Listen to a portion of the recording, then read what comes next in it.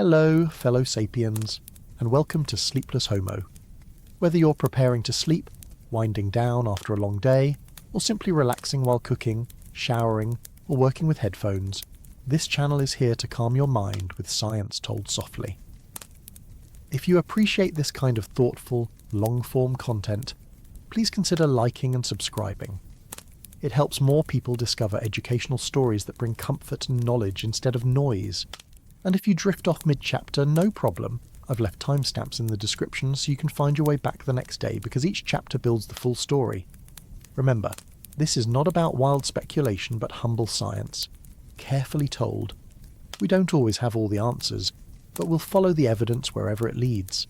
And as always, stay curious, stay calm. Tonight's story, the Younger Dryas Impact Hypothesis. Did a comet end the Ice Age, or just our mammoths? Imagine the scene. Glaciers that had been retreating for millennia, rivers of meltwater coursing across continents, valleys opening to tundra and grasslands where herds of animals moved in seasonal cycles. Humanity, scattered in small bands across Europe, Asia, and the Americas, was beginning to feel a rare reprieve. For several thousand years after the peak of the last glacial maximum, the climate had been slowly shifting into something more livable. And then, just as the planet appeared to be climbing into stability, temperatures plunged. Why? The period we call the Younger Dryas began roughly 12,900 years before the present, and it lasted until around 11,700 years before the present. It is a peculiar event in Earth's history, and it stands out because of its abruptness. The cooling began in a geological instant. Within just a few decades, perhaps even within a single human lifetime, the northern hemisphere grew colder by as much as 6 degrees Celsius. For people living through it, this would not have been an abstract curve on a graph. It meant ice advancing back into valleys they thought were free. It meant shorter summers, harsher winters, and ecological zones shifting hundreds of kilometres almost overnight. To appreciate the shock of this reversal, we need to place it against the backdrop of the last glacial maximum. About 20,000 years ago, massive ice sheets had reached their greatest extent across North America and Eurasia.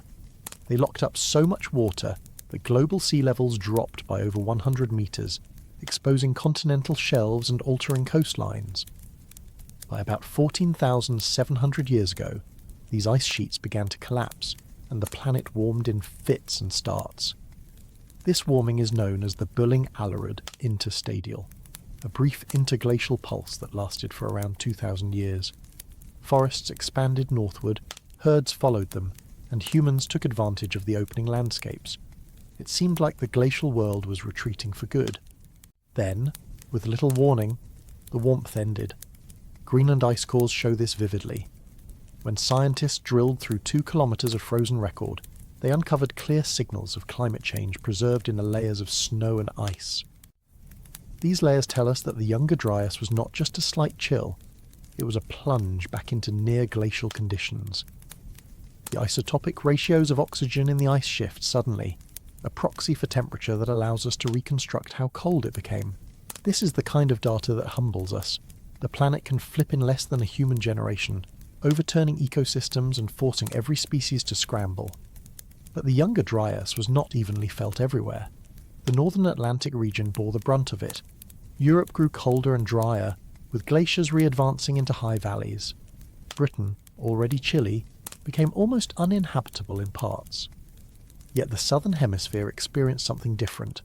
In places like Australia, there is little evidence of such a cooling.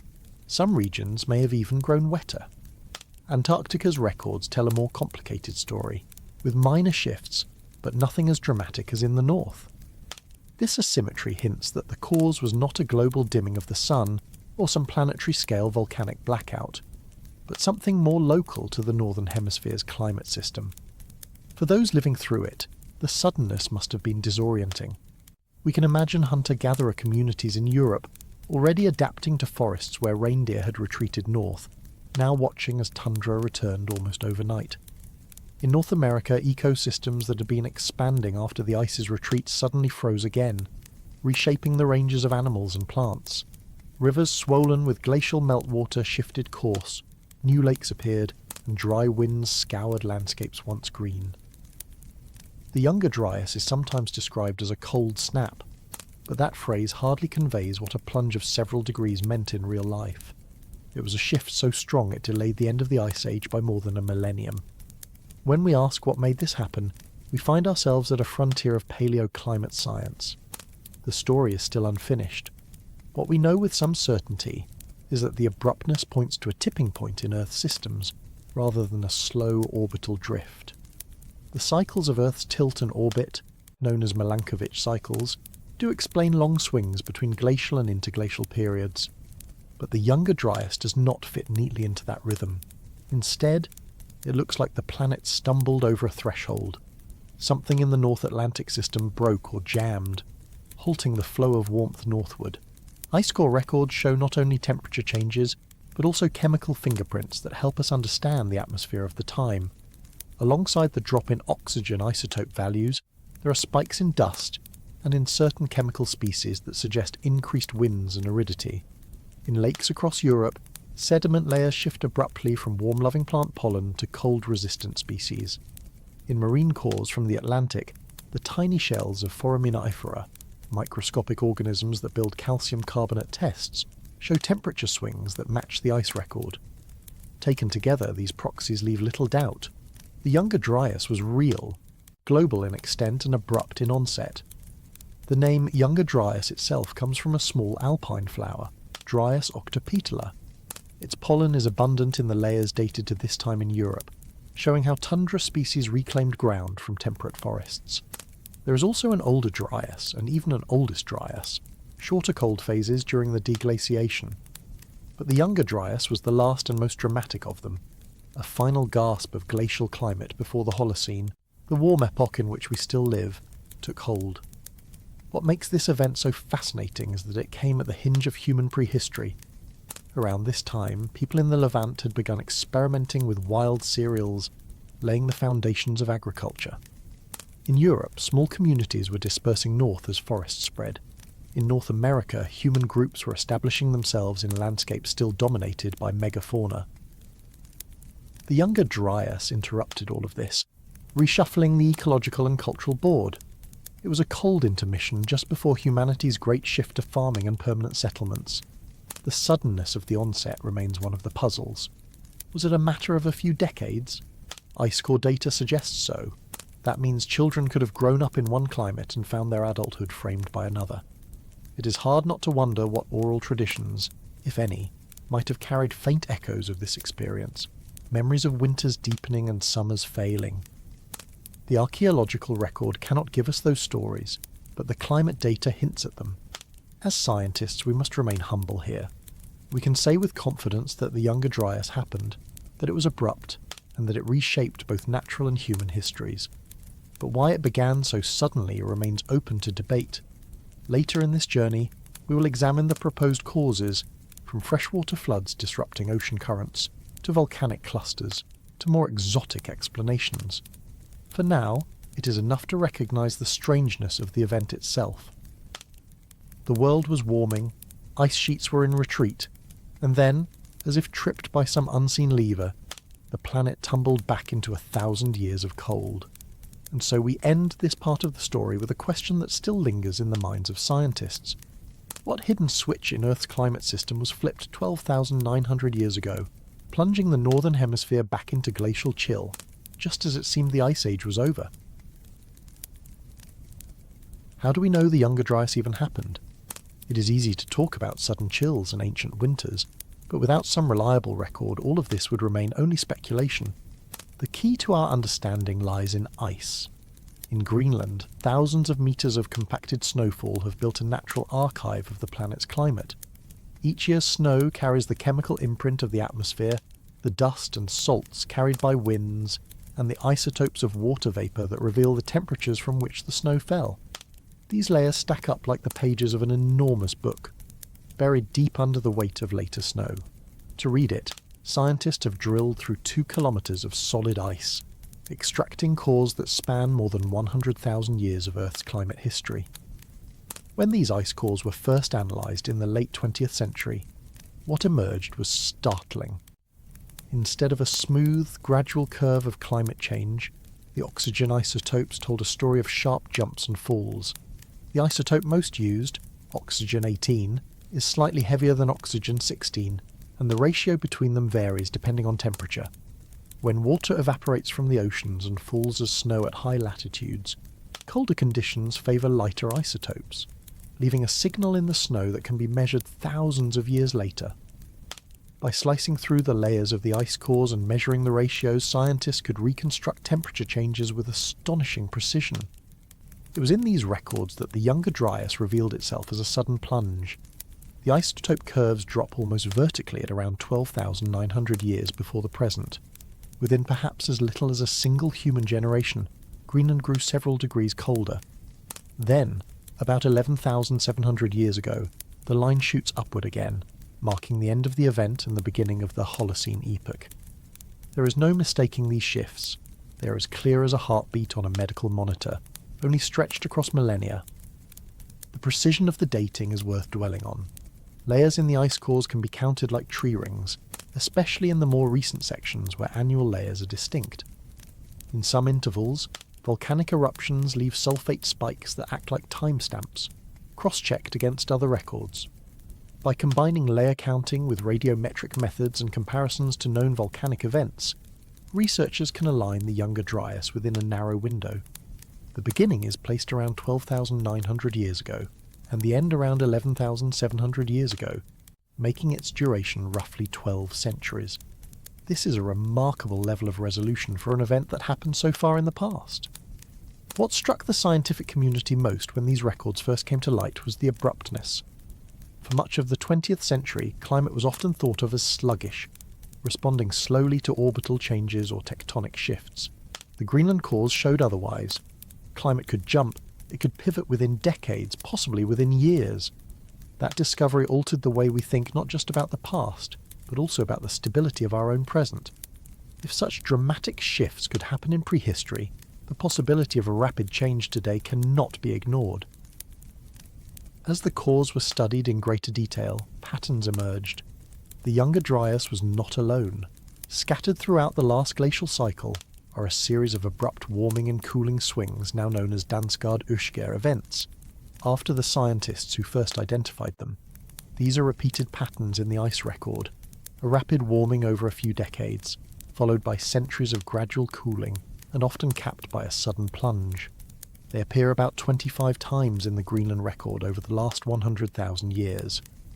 The Younger Dryas is the final and most famous of them, because it occurred just as the planet was transitioning out of the Ice Age. But it is important to note that the cores also reveal regional contrasts. The isotope story from Greenland is dramatic, but records from Antarctica show nearly the opposite. When Greenland cools, Antarctica often warms, and when Greenland warms, Antarctica cools. This bipolar seesaw is thought to reflect changes in ocean circulation, with heat being stored in one hemisphere while the other grows cold. The Younger Dryas fits neatly into this larger rhythm, reinforcing the idea that the event was not a quirk of Greenland alone, but part of a global system of climate shifts. Other proxies strengthen the case. In European lake sediments, pollen grains show forest retreating, and tundra plants returning at the onset of the Younger Dryas. In marine cores from the North Atlantic, the shells of tiny plankton record cooling surface waters. Even speleothems in caves, stalagmites and stalactites, preserve chemical signals of the changing climate, with growth slowing during the cold centuries. These multiple lines of evidence align with the ice cores, creating a robust picture. The Younger Dryas was real, it was abrupt, and it reshaped environments across the northern hemisphere. Of course, knowing that it happened is not the same as knowing why. That question remains unsettled, and we will explore the competing explanations later. For now, what matters is the clarity with which the ice cores capture the event.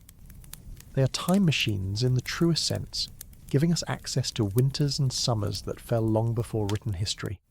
They show us that climate is not a smooth slope, but a staircase, with sudden drops and unexpected landings. When researchers first presented these findings, they met with skepticism. The idea that climate could change so abruptly seemed implausible, but as more cores were drilled, and as different laboratories confirmed the isotope signals, the reality of the Younger Dryas became undeniable. It is now one of the best documented events in quaternary science, serving as a case study in how sensitive the Earth system can be. And yet, despite the clarity of the graphs, a question lingers. If climate can lurch so suddenly, what was the trigger? Was it a collapse of ocean currents, a pulse of fresh water, a chain of volcanic eruptions, or something more unusual? The ice cores tell us the timing and the magnitude, but they do not tell us the cause. For that, we must turn to other lines of evidence, and that search has fueled decades of debate. As we stand with these ice cores, looking back 12,900 years, we cannot help but wonder, if you were alive then, would you have noticed the change in your own lifetime?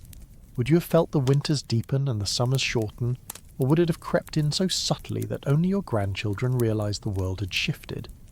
The cores suggest it was fast, but lived experience is another matter. Perhaps somewhere, someone remarked that the rivers froze longer than before, that the trees bore fewer leaves, that the herds moved differently. Those voices are lost to us, but the ice has preserved their silence in isotopic codes. The Younger Dryas is written into the frozen pages of Greenland, a reminder that the climate system is full of surprises. We read it now with the tools of science, but it is still, at its heart, a mystery story. We know when it began and when it ended. We know how cold it grew, but the deeper why remains unsettled. That uncertainty is not a flaw in the record. It is the honest edge of knowledge where questions point the way forward. The story of the ice cores is not only about their chemical messages, but also about the sheer challenge of retrieving them. Drilling into the Greenland ice sheet is like trying to open a vault of time. Teams of researchers work in freezing conditions, far from any settlement, guiding hollow drills slowly downward. Each section of ice brought to the surface is carefully logged, wrapped and stored. The clear cylinders often look like nothing more than frozen glass, yet inside them are trapped tiny bubbles of ancient air. These bubbles are the only direct samples of Earth's past atmosphere that we possess. They carry the concentrations of carbon dioxide, methane and other gases as they were tens of thousands of years ago. When the Younger Dryas interval is reached in the cores, these air bubbles tell their own story. Methane levels drop abruptly, reflecting the collapse of wetlands in the cooling north. Dust levels rise, showing that winds became stronger and landscapes drier. These shifts add texture to the temperature record, confirming that what the isotopes suggest was mirrored in the wider environment. The value of this is that it rules out the possibility that the Younger Dryas was some artifact of measurement. The signal is too consistent across gases, dust and isotopes to be a laboratory illusion. The ice also provides annual resolution in some sections, thin bands that can be counted one by one under a microscope. This fine detail reveals that the transitions into and out of the Younger Dryas were not slow fades. The onset seems compressed into just a handful of layers. The exit into the Holocene is even sharper, an almost vertical rise in isotope values that speaks of a world warming in the blink of a geological eye. Such evidence has pushed scientists to rethink what abrupt really means in climate science. It is not centuries, but perhaps mere years that separate one state from another. Another layer of intrigue comes from how the cores synchronize with other records. In Japanese lake sediments, in North Atlantic marine cores, in stalagmites from China and Oman, signals line up with the same timing as the Greenland plunge.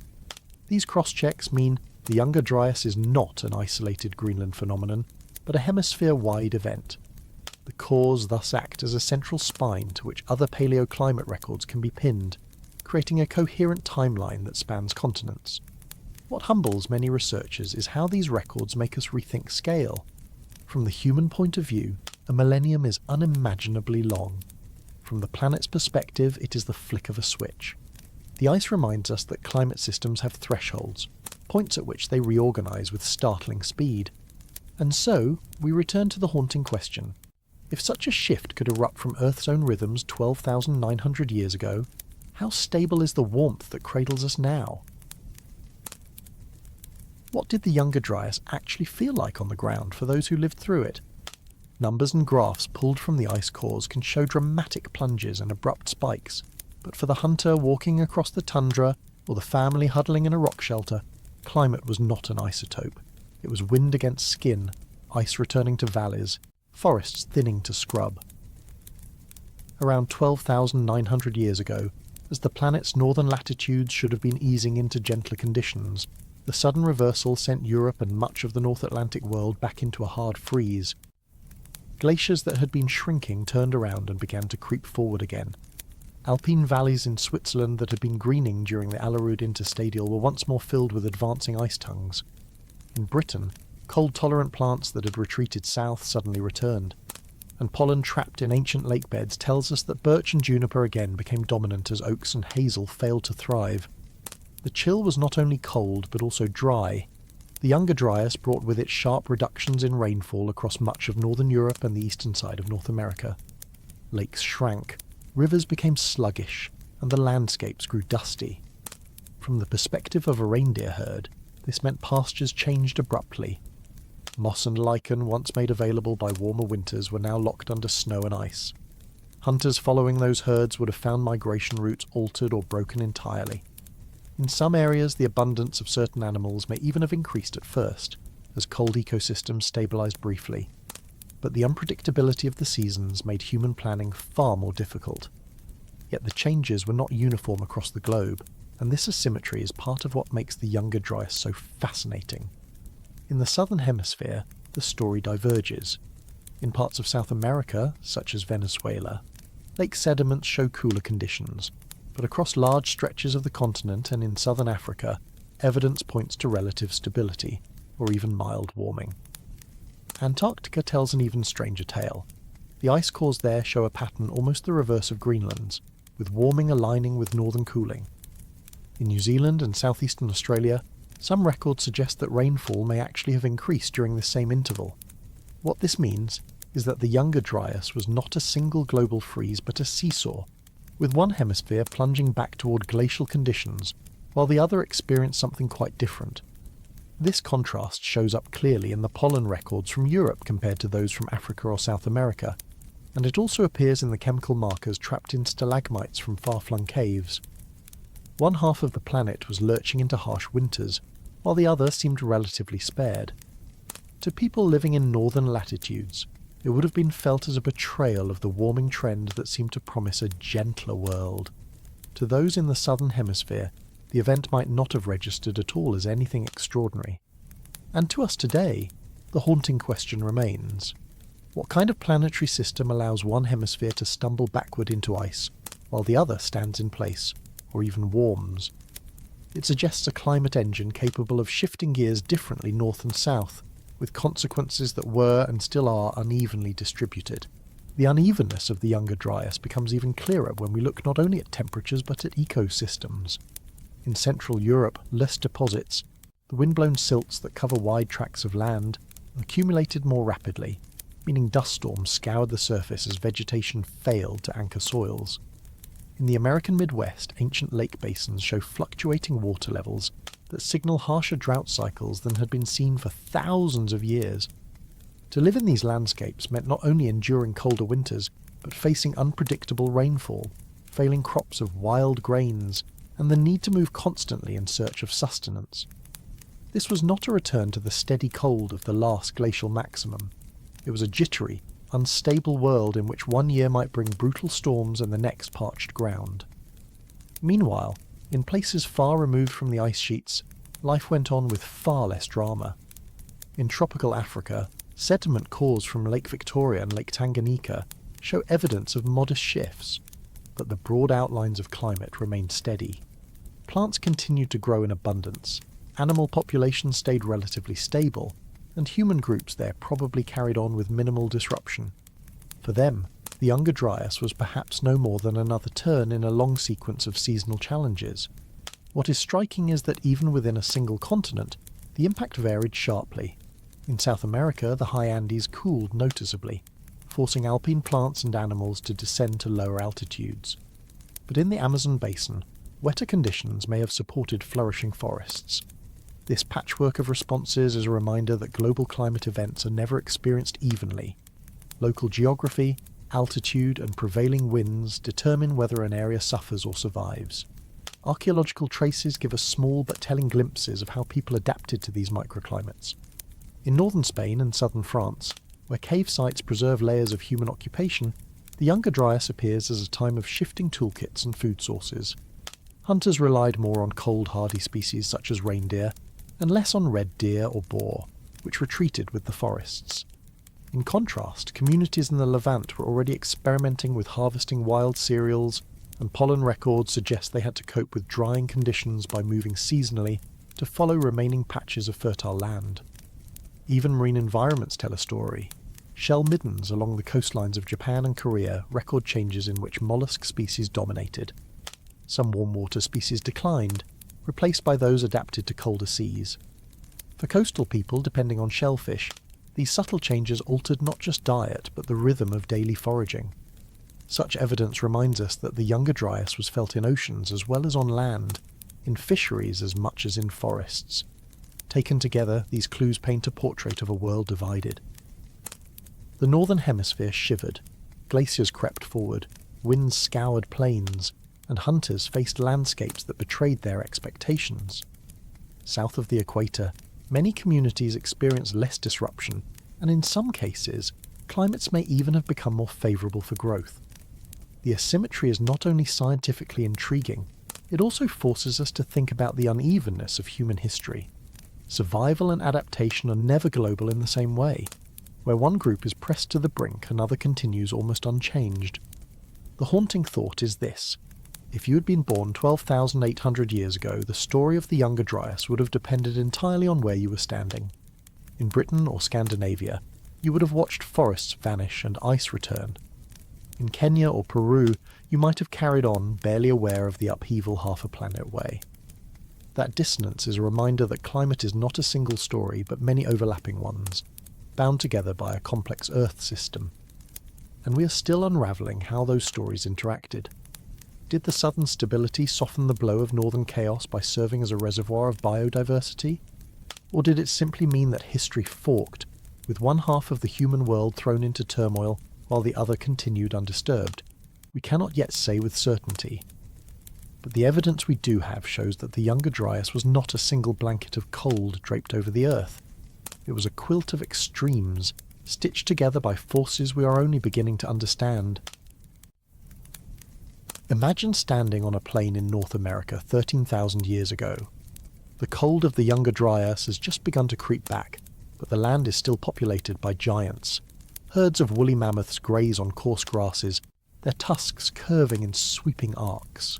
Mastodons, stockier and adapted to browsing on shrubs, move through patches of woodland.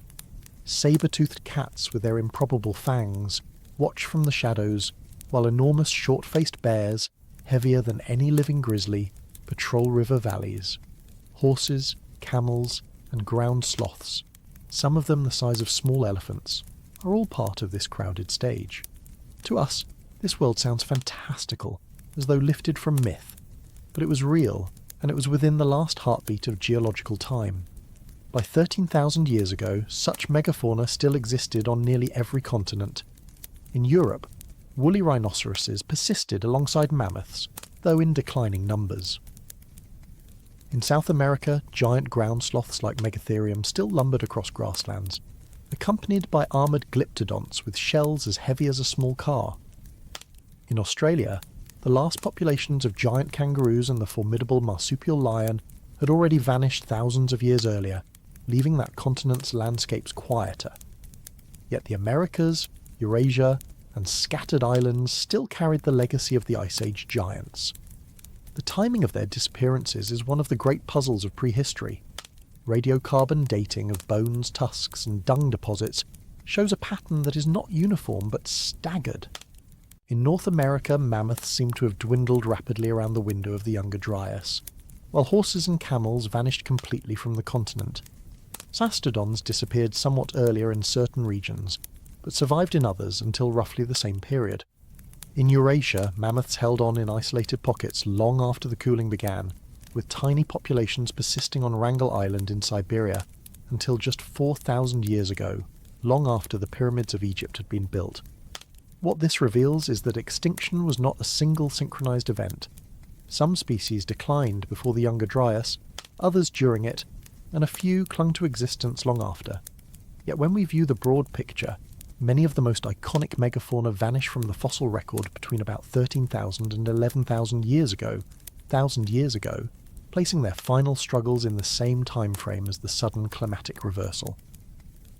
That overlap has invited speculation for more than a century.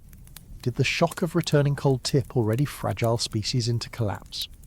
The environmental evidence gives us clues. The onset of the Younger Dryas brought drier, colder conditions to much of the north. For grazers like mammoths, already pressed by shrinking grasslands as forests encroached during earlier warming, the sudden freeze may have reduced available food even further. For giant sloths in the Americas, the shift likely altered the composition of plants they relied on. Predator species, dependent on stable herds of a large prey, would have felt the knock-on effects of dwindling numbers. The entire fabric of ecosystems, already stretched thin by millennia of fluctuating climate, may have been torn by one last jolt. Still, it would be misleading to imagine all extinctions as simultaneous or caused by one simple trigger. In South America, some megafauna disappear slightly later than in North America, suggesting regional dynamics. In parts of Eurasia, mammoths and woolly rhinoceroses were clearly declining before the Younger Dryas even began. The pattern is messy, with local habitats and ecological niches playing decisive roles. This complexity leaves us humbled. It is tempting to tell a single sweeping story of sudden death, but the evidence insists on a mosaic of fates. What is undeniable is that by the close of the Younger Dryas, the stage of the world was dramatically emptier. The great animals that had dominated the Pleistocene for hundreds of thousands of years were gone or reduced to remnants. Landscapes that once echoed with the footfalls of giants became quieter, and ecosystems rebalanced towards smaller, more adaptable species. The loss reshaped not only the natural world, but also the lives of humans who had shared their territories with these animals. For them, the disappearance of megafauna meant the loss of both threat and resource. The haunting question lingers. Were these creatures already doomed by long-term climate instability, with the Younger Dryas only accelerating their fall? Or was this sudden cold snap the decisive blow that ended the reign of the giants? We cannot answer with certainty, but the overlap in timing ensures that the Younger Dryas remains forever linked with the last chapter of the mammoths, the saber-toothed cats, and the towering sloths. What makes the story even more compelling is how traces of these vanished animals still surface in the most unexpected ways. Caves in the American West preserve layers of dung from ground sloths, stacked year after year until their sudden absence marks the end of the species. Frozen steppe soils in Siberia hold entire mammoth carcasses, their stomachs filled with the grasses they ate in their last days, frozen so quickly that even their hair and soft tissue remain. Peat bogs in northern Europe yield the antlers of giant deer, also known as the Irish elk, animals whose racks stretched wider than the span of a human arm outstretched twice. Each of these finds is a snapshot, a reminder that the Ice Age giants were not distant myths but flesh and blood creatures sharing the same landscapes as our ancestors. The timing of these disappearances also intersects with broader ecological transformations. When mammoths vanished from the steppe tundra, the landscapes they once kept open by trampling and grazing began to change. Birch and willow colonized the ground more freely, reshaping the ecosystems that followed. Without the armored glyptodonts in South America, grazing pressures on grasslands shifted, opening opportunities for smaller herbivores. Extinction was not simply subtraction. It was a restructuring of environments that rippled forward into the Holocene. Another clue to the uneven tempo of extinction comes from islands. Isolated from mainland pressures, populations sometimes lingered far beyond their continental cousins. The tiny mammoths of Wrangel Island are the best known, but similar patterns appear elsewhere. In the Channel Islands off California, pygmy mammoths survived until roughly the same period as Wrangel's herds. On Caribbean islands, giant ground sloths endured until nearly 5,000 years ago. These survivors reveal that extinction was not inevitable at a global scale all at once. Context and geography mattered profoundly. The story of the megafauna at the onset of the Younger Dryas is thus not a single obituary but a patchwork of final acts. Some animals were in decline long before the cooling began, some collapsed within its grip, and others persisted long after. To us, looking back through the narrowing keyhole of the fossil record, it is tempting to blur these stories together into one catastrophic ending. but the truth appears subtler, a cascade of endings spread across centuries and continents, bound together by the shared fate of giants in a world that no longer had room for them. And so we are left with a poignant vision, a world half in winter, half in spring, where mammoths still roamed in one valley even as they disappeared forever in another. To the humans who witnessed them, these creatures must have seemed eternal and their absence unimaginable. Yet within a few short centuries the world's great stage was emptied of its largest actors, and the curtain fell on an age of giants. If the cold winds of the Younger Dryas pressed hard on mammoths and ground sloths, they pressed just as firmly on the scattered bands of humans trying to make their lives in landscapes that shifted beneath their feet. Around 12,900 years ago, groups across the northern hemisphere had only just begun to enjoy a respite from the long chill of the last glacial maximum. In the Americas, toolmakers known to us through the fluted spearheads of the Clovis culture hunted game in vast plains that had recently thawed and sprouted with grasses. In the Levant, villages of the Natufians experimented with a kind of sedentism, harvesting wild cereals and building stone houses that suggested life might at last become more predictable. In Europe, hunters had moved into valleys abandoned by ice, and in Britain, burials mark a people living close to rivers and caves. The sudden reversion to glacial conditions must have felt like a betrayal of hope. The question is, how did they react? The Clovis culture has become a touchstone in this story because of its distinctive tools, long fluted spear points, shaped with a skill that allowed hunters to thrust or throw them into the hides of the large animals. For a time these tools appear across much of North America, a sign of shared ideas or widespread mobility. Yet by the opening centuries of the Younger Dryas, the archaeological record shows Clovis fading, replaced not by empty landscapes but by a patchwork of newer traditions. Folsom points, smaller and more refined, appear in the Great Plains, tailored for bison rather than mammoth. In the American Southeast, other styles emerge. The transition does not look like sudden disappearance, but rather adaptation, as communities shifted prey, refined technology, and adjusted to shorter growing seasons and harsher winters.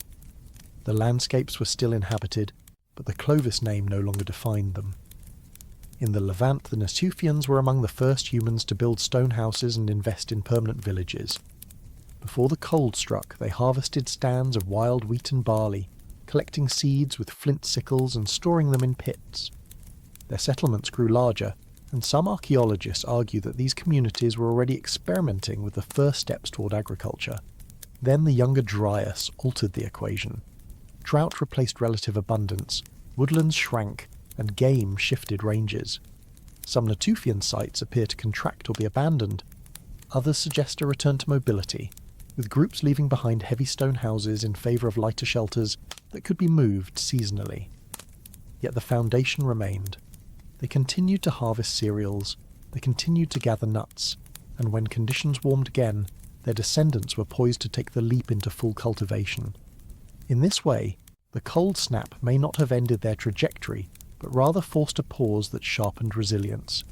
Britain presents a mystery of a different sort. Before the Younger Dryas, burials are found with relative frequency.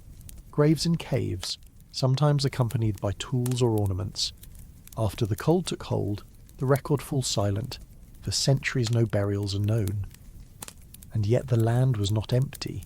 Tools, butchered animal bones, and worked flint tell us people remained. Explanations vary. Perhaps groups moved to the coasts where rising seas have since swallowed their cemeteries. Perhaps burial practices changed, shifting to methods that leave little trace, such as exposure of bodies on the surface rather than inhumation. Perhaps the population dwindled so dramatically that few bodies were left to be found. Each possibility leaves us with an unsettling gap, a reminder that climate disruption can erase not only communities, but even the traces they leave behind. Elsewhere, the impact of the sudden cold is visible in subtler ways. In East Asia, populations may have shifted southward, adjusting to colder, drier conditions. In South America, early sites show continuity, but with signs of stress as large animals became scarcer. These stories suggest a pattern. The Younger Dryas did not erase humanity. but it did demand rapid flexibility. Communities that could pivot, altering prey, experimenting with new tools, or even uprooting themselves entirely, were the ones that endured. The larger picture is one of human tenacity. We are, after all, the species that endured ice sheets, deserts, droughts, and floods, long before written history began. The Younger Dryas was one more trial in a long sequence, but the timing matters, because these were not just foragers clinging to survival. In multiple regions, they were beginning to reshape their relationship to land, food, and each other. A colder, drier millennium interrupted that process, delaying some trajectories while accelerating others. When the warmth returned, the seeds, sometimes literal ones, were ready to sprout into new forms of society. It is humbling to imagine what this must have felt like on the ground, to live in a stone house for the first time, only to abandon it again when crops failed, to bury your dead in one generation and then stop, leaving no trace for archaeologists to find, to hunt mammoths with weapons perfected over centuries, only to discover they had vanished from your valley. The Younger Dryas reminds us that cultural progress is never linear. Climate can pull the rug from beneath even the most promising experiments, forcing resets, migrations, and improvisations. The haunting question remains: how many paths of human possibility were extinguished in that 1,000-year chill, and how many were forged precisely because of it? If we look beyond the better-known centres of archaeology, the Younger Dryas also left quieter imprints that help us sense the breadth of its disruption. In the highlands of Anatolia, cave deposits suggest fluctuating use during this period, with occupations appearing sporadically and then vanishing for centuries. These gaps may hint at groups oscillating between upland and lowland zones, as winters lengthened and food webs contracted. In the Caucasus, obsidian tool scatters suggest that mobility increased, perhaps reflecting a return to smaller, more flexible hunting parties, rather than the larger groups that had clustered during the milder centuries before. These shifts show that resilience was not uniform. Different regions generated their own survival strategies, each shaped by microclimates and available resources. Across northern Europe, pollen records reveal dramatic contractions of forests. Where birch and pine had begun to reclaim open ground, tundra species suddenly resurged, rolling back the green frontier. For humans, this meant that familiar landscapes altered within a few generations. Game animals retreated or grew scarce, and new hunting grounds had to be discovered. The archaeological record registers this not in sudden collapse, but in the scattering of sites, as if families pulled back into smaller ranges, eking out a living at the edges of habitable zones. Such retreats may also explain why the number of preserved artefacts appears to drop. Fewer people left fewer traces, or they moved so often that their campsites were ephemeral. The picture in North Africa is less clear but equally intriguing. Lake cores in the Sahara indicate that arid conditions intensified, shrinking the oases that had served as lifelines for scattered foragers. At the same time, evidence from the Nile Valley shows continued human presence, with grinding stones and hearths suggesting persistent adaptation to fluctuating water levels. Here, the Younger Dryas did not bring glaciation but instability. Sometimes too much water, sometimes too little, forcing people into a constant balancing act. In this sense, the period was not a single story of cold, but a global patchwork of disruptions, each demanding different human responses, even in areas buffered from the worst of the cold, such as parts of East Africa or South Asia. The ripple effects mattered. Shifts in rainfall patterns altered plant communities, making some areas more attractive and others less. Hunter-gatherers had to track these changes closely, moving season by season to ensure continuity. It is likely that oral traditions, honed over generations, carried memories of where to find resources when conditions worsened. In this way, knowledge itself became a survival tool, passed between elders and the young as carefully as a stone blade. Taken together, these glimpses remind us that the Younger Dryas was not just a matter of ice and graphs in Greenland. It was a lived reality that fractured into countless local stories. Families abandoning stone houses, children growing up in harsher winters, elders recalibrating knowledge of where to hunt or gather. Some stories we can trace in stone tools or pollen grains.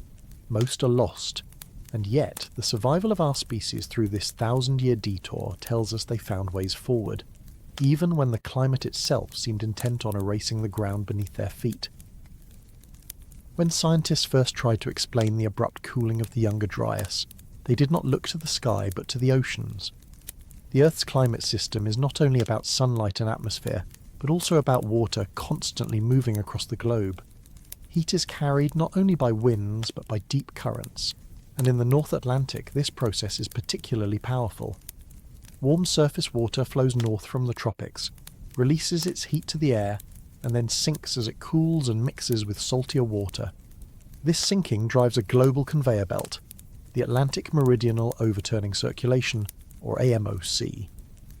It is not just a current, but the backbone of heat distribution across hemispheres.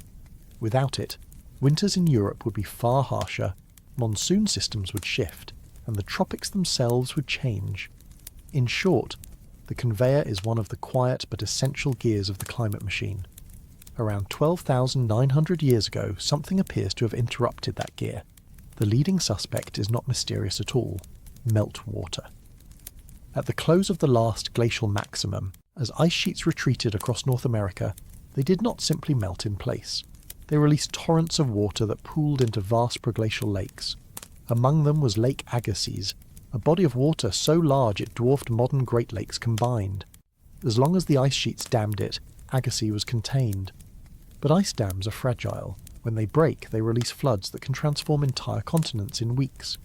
Geologists studying old shorelines and sediment fans have long debated whether, at the onset of the Younger Dryas, Lake Agassiz spilled catastrophically into the North Atlantic. Two possible escape routes have been proposed. One leads through the Mackenzie River Valley, northward into the Arctic Ocean. If water surged this way, it would have poured across a landscape that today lies in Canada's Northwest Territories, racing through tundra channels into the Arctic seas. Another path lies eastward, through the St. Lawrence River and directly into the North Atlantic. Either way, the result would have been the same: an enormous pulse of fresh water entering saltwater circulation. Fresh water is less dense than salty water, and if too much floods into the system at once, it prevents surface waters from sinking. That is the key to the conveyor belt. No sinking, no pull, no circulation. The ocean's great pump grinds to a halt. Sediment cores from the North Atlantic provide some backing for this theory.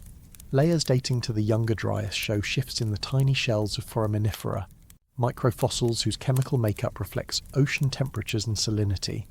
Some layers suggest surface waters freshened abruptly. Pollen records on land match this with sudden cooling in Europe.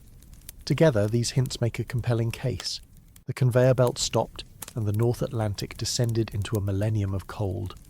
Yet even here, as in so much of climate history, the details are not straightforward. If the water went north through the Mackenzie route, its effects would have been strongest in the Arctic Ocean. Models show that this could still disturb circulation, but the signal would be indirect. If instead the St. Lawrence route carried the flood, the interruption would have struck the North Atlantic directly. Both scenarios could explain cooling, but both require enormous volumes of water at just the right moment. Geologists argue over dates. Did Agassiz drain precisely at 12,900 years ago, or earlier, or in multiple pulses spread over centuries? Some lake shorelines suggest gradual releases rather than single catastrophic floods. Others hint at sudden drainage events. Without a precise calendar, the connection between these floods and the Younger Dryas cooling remains a hypothesis. Another complication comes from the southern hemisphere. Ice cores from Antarctica show that when the north cooled, the south warmed. This seesaw pattern, known as the bipolar seesaw, makes sense if the conveyor shut down. Heat that would normally travel north remained in the southern oceans instead. But here again, the signal is not perfectly aligned. Some Antarctic records suggest warming began before the Younger Dryas, as if the climate machine was already shifting. This has led some researchers to ask whether the conveyor slowdown was cause or consequence. Did fresh water shut it down, or was it already unstable, with meltwater only nudging it over the edge? The freshwater hypothesis remains one of the most studied explanations because it ties together ocean physics, glacial melt, and observed climate records. It is simple, in principle. Too much fresh water and the pump stops. Yet simplicity can be deceptive. The volumes required are staggering, and the precision of timing matters. If even a few centuries separate the flood from the cooling, the neat cause and effect picture phrase. So we are left with a plausible culprit, but not a fully proven one. The conveyor belt theory explains much, but not everything. And so the haunting question lingers. Did the oceans themselves, overwhelmed by the melting of ice, simply shut off the warmth of an entire hemisphere? Or are we still only circling around the true trigger of the Younger Dryas, seeing patterns in water and ice without yet grasping the whole mechanism? If the freshwater hypothesis feels almost too neat, that is because it is. The Earth is not a single switch where one flood turns the system off. When scientists test this idea with climate models, some results support a conveyor collapse while others show only partial slowdowns. In some simulations, the AMOC weakens but does not fully halt. Europe still cools, but not always to the extent we see in the ice cores. That gap between model and evidence is where doubt enters. It reminds us that while meltwater is a powerful agent, the real climate machine has far more moving parts than our computer screens can easily capture. Another thread of evidence comes from the land downstream of those great ice-dammed lakes.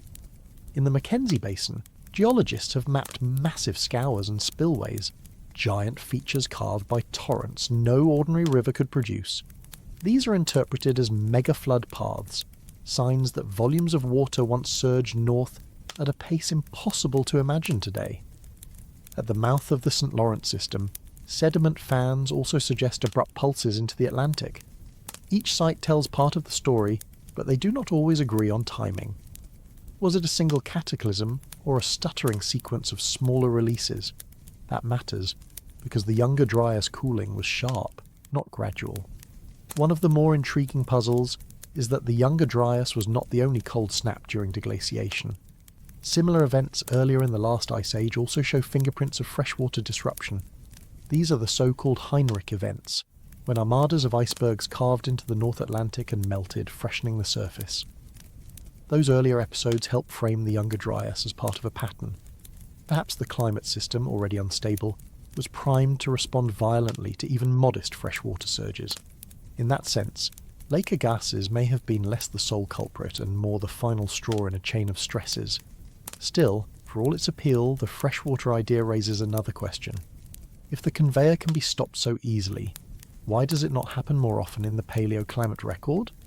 Meltwater pulses occurred repeatedly as ice sheets retreated, yet not everyone left behind a millennium of cold. This inconsistency fuels healthy skepticism. It may be that only under very specific configurations of ice cover, solar input, and ocean circulation can a flood tip the system into full reversal. That makes the Younger Dryas both an echo of earlier events and a unique convergence. The freshwater hypothesis has not been discarded. It is still the first suspect because it draws on processes we know occurred: melting ice, draining lakes, and disrupted salinity. But even its strongest proponents admit it may not explain the entire picture. Other suspects, volcanoes, solar shifts, or even impacts, still wait in the wings. And so the narrative of the Younger Dryas remains unsettled.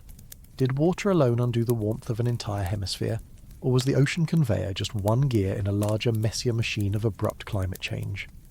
That question, like the conveyor itself, continues to circulate without ever quite sinking. When people think about sudden cold spells in history, the finger often points skyward, not to comets, but to volcanoes. We know from more recent times that a single eruption can veil the planet in haze and drop global temperatures for a year or more. The eruption of Tambora in the year 1815, for instance, gave Europe and North America the infamous year without a summer. Crops failed, famine spread, and frost struck in June. That was a temporary hiccup compared to the Younger Dryas, but it shows how profoundly Earth's own voice can echo through the climate. So it is reasonable to ask whether the abrupt cooling that began around 12,900 years ago might have been triggered, at least in part, by a spasm of volcanism. One eruption in particular often stands at the centre of this debate: the Lecher See eruption in what is now Germany. This was not a minor venting, but one of the largest volcanic events of the late Pleistocene. Around 13,000 years ago, give or take a handful of decades, it blasted a column of ashen gas into the stratosphere and reshaped the Rhineland with a new caldera lake. Tephra from this eruption is found across Central and Northern Europe, a silent marker that archaeologists and geologists use to date sites with precision. The Lecher See eruption injected vast amounts of sulfur into the atmosphere, Sulfate aerosols scatter sunlight, cool the surface, and can linger long enough to affect seasonal cycles. Some researchers suggest this eruption alone might have delivered the first shove toward Younger Dryas conditions. But the timing is delicate. When ice cores from Greenland and Antarctica are examined, several sulfur peaks appear in the centuries bracketing the Younger Dryas onset. A recent reconstruction identified not just one eruption, but a cluster of at least 4 major volcanic events between 12,900 and 12,870 years before the present. These were not isolated puffs, but a concentrated episode of planetary restlessness. In that narrow window of just over a century, Earth seems to have been unusually active. Beyond Europe, other volcanoes were awakening. In what is now Japan, Sakurajima produced an eruption around the very cusp of the Younger Dryas. The deposits suggest it was among the most powerful in the history of that famously active island arc. In Iceland, the Katla system shows evidence of activity close to the same horizon, sending basaltic ash into the North Atlantic winds. In the Americas, the Andes contributed eruptions that may have added their own veil of aerosols to the skies. Even Antarctica has deposits that point to volcanic episodes in that same period. Taken together, these scattered sites suggest not one solitary eruption, but a global pattern of frequent activity just before and during the onset of the cold reversal. The climate mechanism is straightforward in theory. Volcanic aerosols lofted high into the stratosphere block incoming sunlight. The effect is strongest in the first 1 to 3 years, but with several eruptions close together, the cooling can persist or compound. The aerosols also alter atmospheric circulation, shifting wind belts and changing rainfall. When the North Atlantic is already sensitive, such perturbations could be enough to trigger or amplify a collapse in ocean overturning. In other words, volcanoes do not have to explain the Younger Dryas alone. They could have primed the system, nudging the conveyor to falter, with other processes sustaining the chill. Ice core data help build this picture. Sulfate spikes preserved in Greenland show multiple volcanic signals within the critical centuries. The cumulative sulfur load for this interval is higher than anything seen in the last 2 millennia of recorded history. That is remarkable, because even clusters like those that preceded the Little Ice Age did not rival this intensity. If sulfate burdens of that magnitude were real, the atmosphere may have been repeatedly dimmed, summer after summer, creating a climate primed for abrupt transition. Of course, the question remains whether such eruptions can explain not just a few cool decades, but a millennium-long return to glacial conditions. Here the evidence is less clear. Volcanic forcing alone typically fades within a decade. To stretch cooling across more than 1,000 years, volcanoes must have triggered feedbacks, perhaps disrupting the Atlantic circulation in tandem with meltwater pulses. In this view, volcanism was the spark, not the sustaining fire. The skeptics caution that volcanic signatures can be difficult to date precisely. Tephra layers in sediments sometimes shift, and sulfate spikes in ice cores may overlap with other signals. Without exact synchrony, it is challenging to say whether the eruptions coincided precisely with the start of the Younger Dryas, or merely occurred nearby in time. Yet even cautious voices admit the coincidence is striking. A cluster of large eruptions in the decades before, the cooling is not something we can easily dismiss, so we are left with a plausible second suspect. Volcanoes certainly darkened skies in those centuries, and their fingerprints remain in ice and ash. Did they tip the climate into chaos, or were they just one voice in a chorus of disruptions? Perhaps the Younger Dryas was not born of a single cause, but of Earth's internal restlessness, combining with fragile oceans and retreating ice. If so, the haunting question lingers. Did the ground beneath our feet, coughing sulphur into the sky, quietly script the coldest chapter of our species' early memory? One of the most thought-provoking aspects of this volcanic angle is how it forces us to think about the Earth as an interconnected system, rather than a set of isolated disasters. When we picture a major eruption, we often imagine a single violent day that reshapes the landscape. But volcanism can unfold in sequences, swarms of medium-sized eruptions that do not make global headlines but, strung together, leave a long shadow on climate. The research pointing to more than 30 eruptions in the 4 centuries before the Younger Dryas onset is a reminder that we may be dealing with cumulative pressure. A single Tambora-sized blast is catastrophic in its own right, but 3 or 4 such events within a century is something qualitatively different. It builds an atmosphere that never fully clears, a constant haze that might shave down growing seasons year after year. The archaeological record hints at this sort of environmental stress. In parts of Europe, pollen studies show woodlands retracting, replaced by more open grasslands in the generations after the Lacca Sea eruption. Whether this shift was entirely volcanic or mixed with cooling from other causes is debated, but the point remains that ecosystems were already under duress.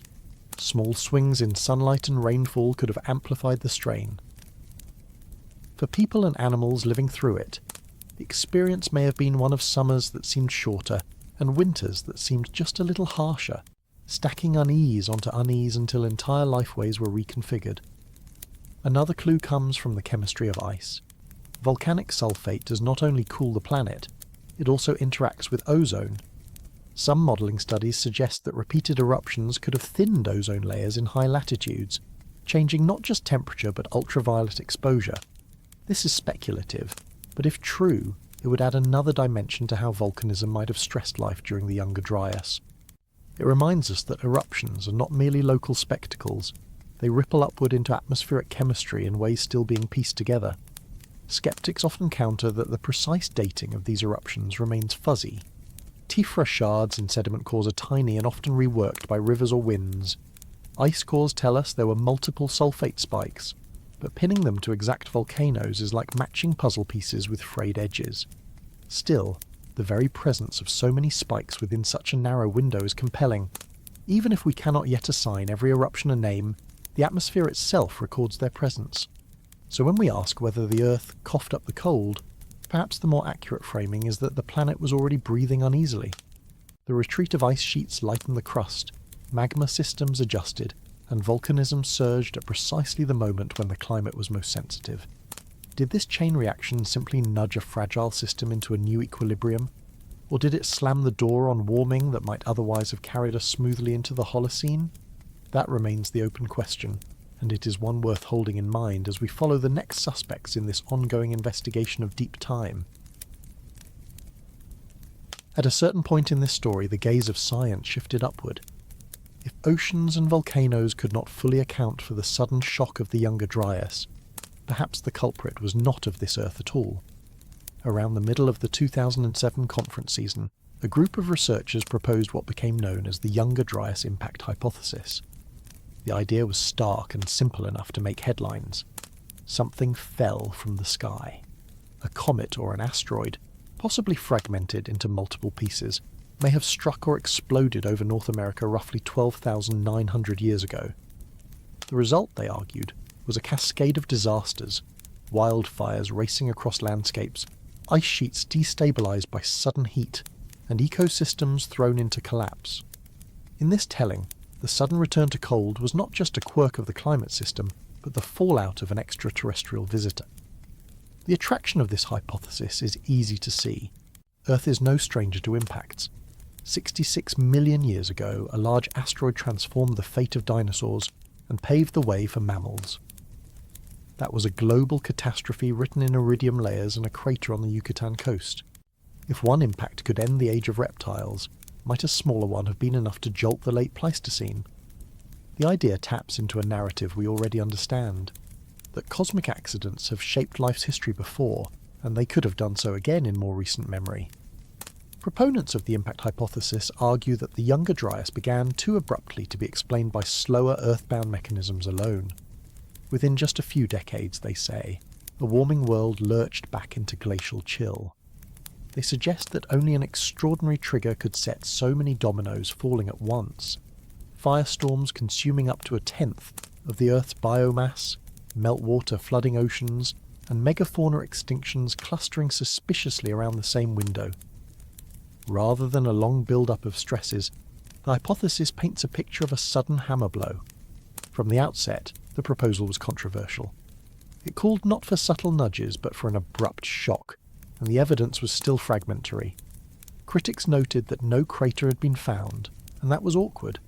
Large impacts leave scars. The idea of a fragmented comet exploding in the atmosphere rather than gouging the ground was offered as a solution. Such events do not always leave obvious craters, The Tunguska explosion in Siberia in the year 1908 flattened forests across 2,000 square kilometres, yet left no crater behind. Perhaps the Younger Dryas began with something similar, but on a larger or more widely dispersed scale.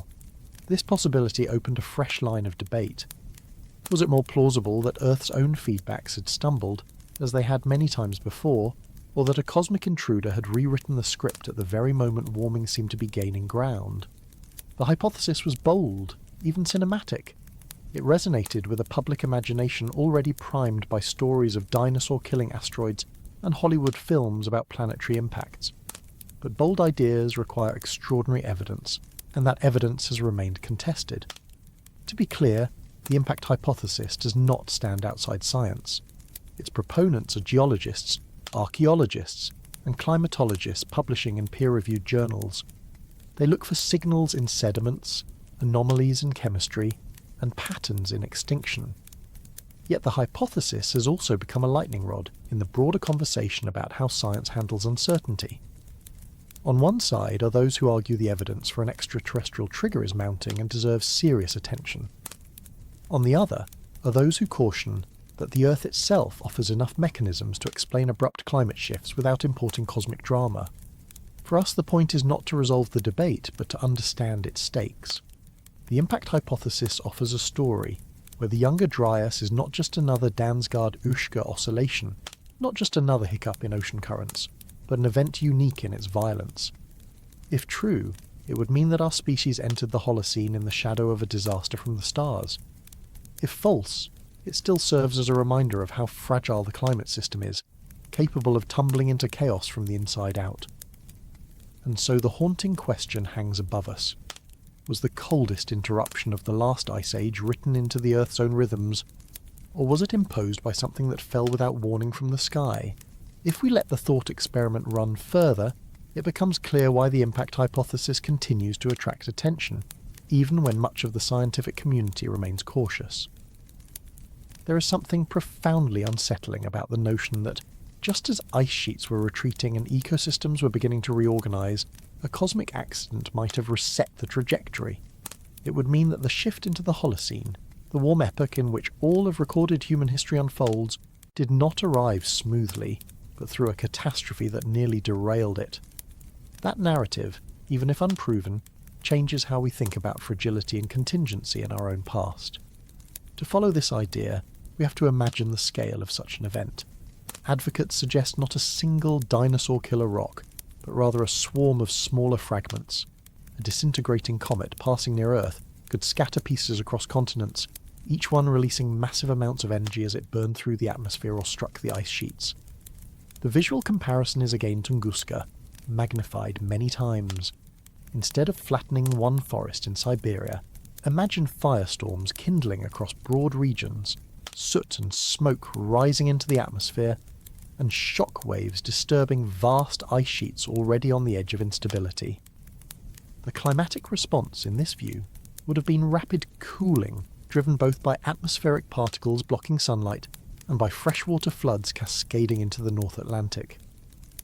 The proposal also has a way of tying together disparate mysteries. Why do we see widespread evidence of burning around the onset of the Younger Dryas in so many places, from North America to the Middle East? Why do some species of large mammals vanish around the same window, while others survive only in refuges? Why does the Greenland ice core show such an abrupt plunge into colder conditions? Each of these patterns can be explained in other ways, but the impact hypothesis offers a single dramatic trigger. That coherence makes it attractive to some researchers, even when the details remain unresolved. Yet coherence can be deceptive. Earth's climate history is full of abrupt changes, many of them lacking any cosmic explanation. Dansgaard-Oeschger events recurred dozens of times in the ice core record, showing that the system has its own capacity for sudden jumps. Megafauna extinctions, too, unfold at different times in different regions, hinting at a complex interplay of hunting, habitat change, and stress. Fires can be sparked by lightning, drought, or human activity without requiring a comet. To argue that an impact caused all of these at once risks compressing a tangled history into one clean storyline. And history, as we know, rarely obeys clean storylines. Another reason the impact idea lingers is psychological. Humans are primed to fear what comes from the sky. Ancient myths are filled with tales of fire from above, of stars falling, of celestial punishment. Modern culture, from disaster films to doomsday predictions, continues this theme. When scientists propose that such a thing really might have shaped the lives of our late Pleistocene ancestors, it resonates on a level deeper than data alone.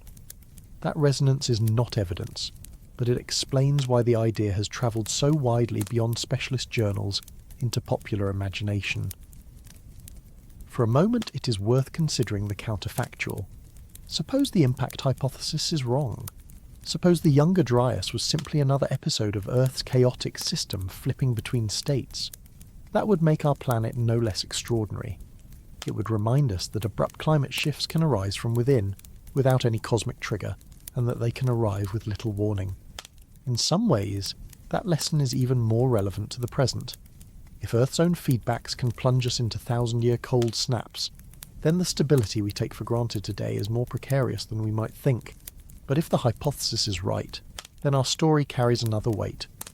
It would mean that Homo sapiens survived not only the instability of their own planet, but also the collateral damage of a cosmic accident. It would place our species in a lineage of survivors that stretches back through countless extinctions, marked this time not by the fall of reptiles, but by the disappearance of mammoths, mastodons and saber-tooths. In that case, the Holocene is not just a warm period we happen to inherit, but a fragile aftermath of disaster, a reprieve gifted by chance. The truth for now remains unsettled. Scientists continue to test sediments, model impacts, and argue in papers and conferences. Some of the fiercest debates are not about whether something happened, but about how evidence should be interpreted, calibrated, and reproduced. That is the ordinary grind of science, sometimes invisible to the public. What the Younger Dryas impact hypothesis illustrates is how much hangs on these slow, careful processes. A single anomaly can appear dramatic, but unless it is confirmed across methods and sites, it cannot carry the burden of a global catastrophe. And so we circle back to the haunting question. Was the sudden freeze at 12,900 years ago just another step in Earth's restless pattern? Or was it a scar left by a fragmented wanderer from the depths of space? We may not have the answer yet, but we do know this. Our ancestors endured either way. Whether the sky betrayed them or the oceans did, they adapted, they survived, and they passed the story forward, even if they never knew the script themselves. Archaeologists often stumble on patterns without knowing at first why they matter. In the late 20th century, teams working across the American West began to notice a recurring curiosity in their trenches. Beneath the topsoil, below layers of sand and loess, there appeared dark streaks of earth unlike anything around them. These bands were rich in organic matter, sometimes almost black against the pale sediments. They often marked marshy conditions or buried soils, and so they became known, informally at first, as black mats. What startled researchers as they catalogued these finds was how consistently they seemed to appear around a particular age, roughly 12,900 years ago. That was the very threshold of the Younger Dryas, the sudden return to Ice Age cold. At first, black mats were treated as markers of local environmental change. A marsh might have expanded, a groundwater table might have risen, or a river might have shifted course, leaving behind layers of silt and peat. Yet as radiocarbon dating improved, it became harder to ignore the temporal alignment. Sites hundreds of kilometres apart, from Arizona to Montana to the Dakotas, yielded black mats dated to the same moment. The coincidence called for explanation. Was it a regional quirk of hydrology, or was it evidence of something larger, perhaps even global in scale? One striking feature of these layers is their association with abrupt shifts in the record of animals. At the Murray Springs site in Arizona, a black mat lies directly above a bed littered with the bones of mammoths and other Pleistocene beasts. It is as if the dark soil sealed the end of an era, a geological bookend closing the chapter on megafauna in that region. Similar juxtapositions appear elsewhere, with bones of now extinct animals lying beneath, and the organic rich mat overlying them like a funerary shroud. Archaeologists, careful by nature, hesitate to declare cause and effect from such associations. but the pattern is haunting. Another characteristic is chemical. Studies of these mats show elevated levels of soot and charcoal, indicators of widespread burning. In some cores, the concentration of microscopic charcoal particles rises sharply at this boundary, suggesting that fires consumed large stretches of biomass. These were not ordinary campfires or even local wildfires. The scale implied by the data points to regional, even continental blazes. The skies would have darkened with smoke. Vegetation would have withered. For the animals and people who lived through it, the experience may have been terrifying, a world suddenly aflame. Still, we must be careful. Charcoal in sediments is not unusual. It can accumulate from many small fires over long periods. The challenge is proving synchronicity, that so many black mats really did form at the same time, not just within centuries of one another. Some researchers argue the calibration of radiocarbon dates is not precise enough to tie them all to 12,900 years ago. Others counter that the clustering is too tight to be coincidence. The debate continues, with each new site adding data but also complexity. Another clue comes from the types of plants preserved in these layers. Pollen analysis shows abrupt changes in vegetation at the same horizons. Grasses and sagebrush often replace woodlands, implying a drier, colder landscape. In that sense, the black mats are not only ashes but also records of ecological transition. They capture a moment when ecosystems were overturned, when forests shrank, wetlands spread, and familiar plant communities vanished. To the animals and humans depending on them, this would have meant sudden shifts in food and habitat, adding stress to populations already adapting to climate volatility. What remains uncertain is the trigger. Did the fires create the mats, or did shifting hydrology create wetland deposits that happened to trap charcoal from elsewhere? Were the mats cause, effect, or coincidence? Even their name hides complexity. Some are peaty, some are silty, some are truly burned. They're unified less by composition than by timing, and it is that timing that makes them so intriguing. When archaeologists kneel over a trench wall and trace a finger across a thin black stripe, they are touching a horizon that speaks of catastrophe. Yet the nature of that catastrophe is contested. Was it simply that climate shifted abruptly, drying forests into tinder? Was it that humans, hunting and clearing, sparked conflagrations beyond their control? Or was there some extraordinary event that ignited half a continent at once? These questions keep the black mats in scientific conversation decades after their discovery. Perhaps the most sobering thought is how thin these layers are. Sometimes only a few centimetres, sometimes no more than a stain, they represent upheavals that transformed landscapes and lives. In them lies evidence of burning, extinction, and survival. They remind us how fragile the record is, how easily a 1,000-year story can be compressed into a smudge of dark soil. The mats endure as puzzle pieces, waiting to be fit into the larger mosaic of the Younger Dryas. For now, they whisper rather than proclaim, hinting at fire and loss, daring us to ask whether Earth itself or something beyond it struck the match. Some of the most compelling discussions about these enigmatic horizons come from comparing sites far beyond the North American plains. Researchers working in South America, the Middle East, and even parts of Europe have described similar layers that appear at the cusp of the Younger Dryas. While not identical in character, they often share that darkened, carbon-rich profile that suggests fire or rapid ecological turnover. This wider distribution raises the possibility that what archaeologists first labelled black mats in Arizona might not be an isolated regional signature, but part of a much broader global pattern. At Arlington Canyon on California's Channel Islands, for example, the soil profiles reveal an abrupt shift toward darker organic-rich sediments that coincide with faunal losses in the region. Farther afield, cores from Chile and Venezuela show charcoal peaks at the same approximate age. The implication is that fire was not just a local disturbance, but one that touched multiple continents. Of course, linking these layers precisely in time remains difficult. Radiocarbon dating is powerful but imperfect, and the calibration curves required to translate dates into calendar years add uncertainty. Still, the convergence is striking enough that it cannot be dismissed as mere coincidence. Another angle of study involves what lies immediately above and below the black mats. Beneath them, soils often contain traces of rich faunal communities, mammoth bones, camel remains, or other megafauna that vanish from the record soon after. Above them, by contrast, sites show evidence of a new ecological order, with smaller animals, altered vegetation, and in some cases human toolkits that suggest different survival strategies. The mats thus seem to mark not just an environmental threshold but also a cultural one, a line across which both nature and humanity were forced to adapt. Critics, however, urge restraint. They point out that organic rich layers can form for many reasons: wetter conditions, ponding of water, or simple accumulation of decayed plant matter. In some places, the mats may owe more to hydrology than to fire. This has led to sharp disagreements over whether they should be interpreted as signatures of catastrophe at all. For some scientists, they are merely markers of shifting groundwater during a cooler climate, no more mysterious than a buried marsh.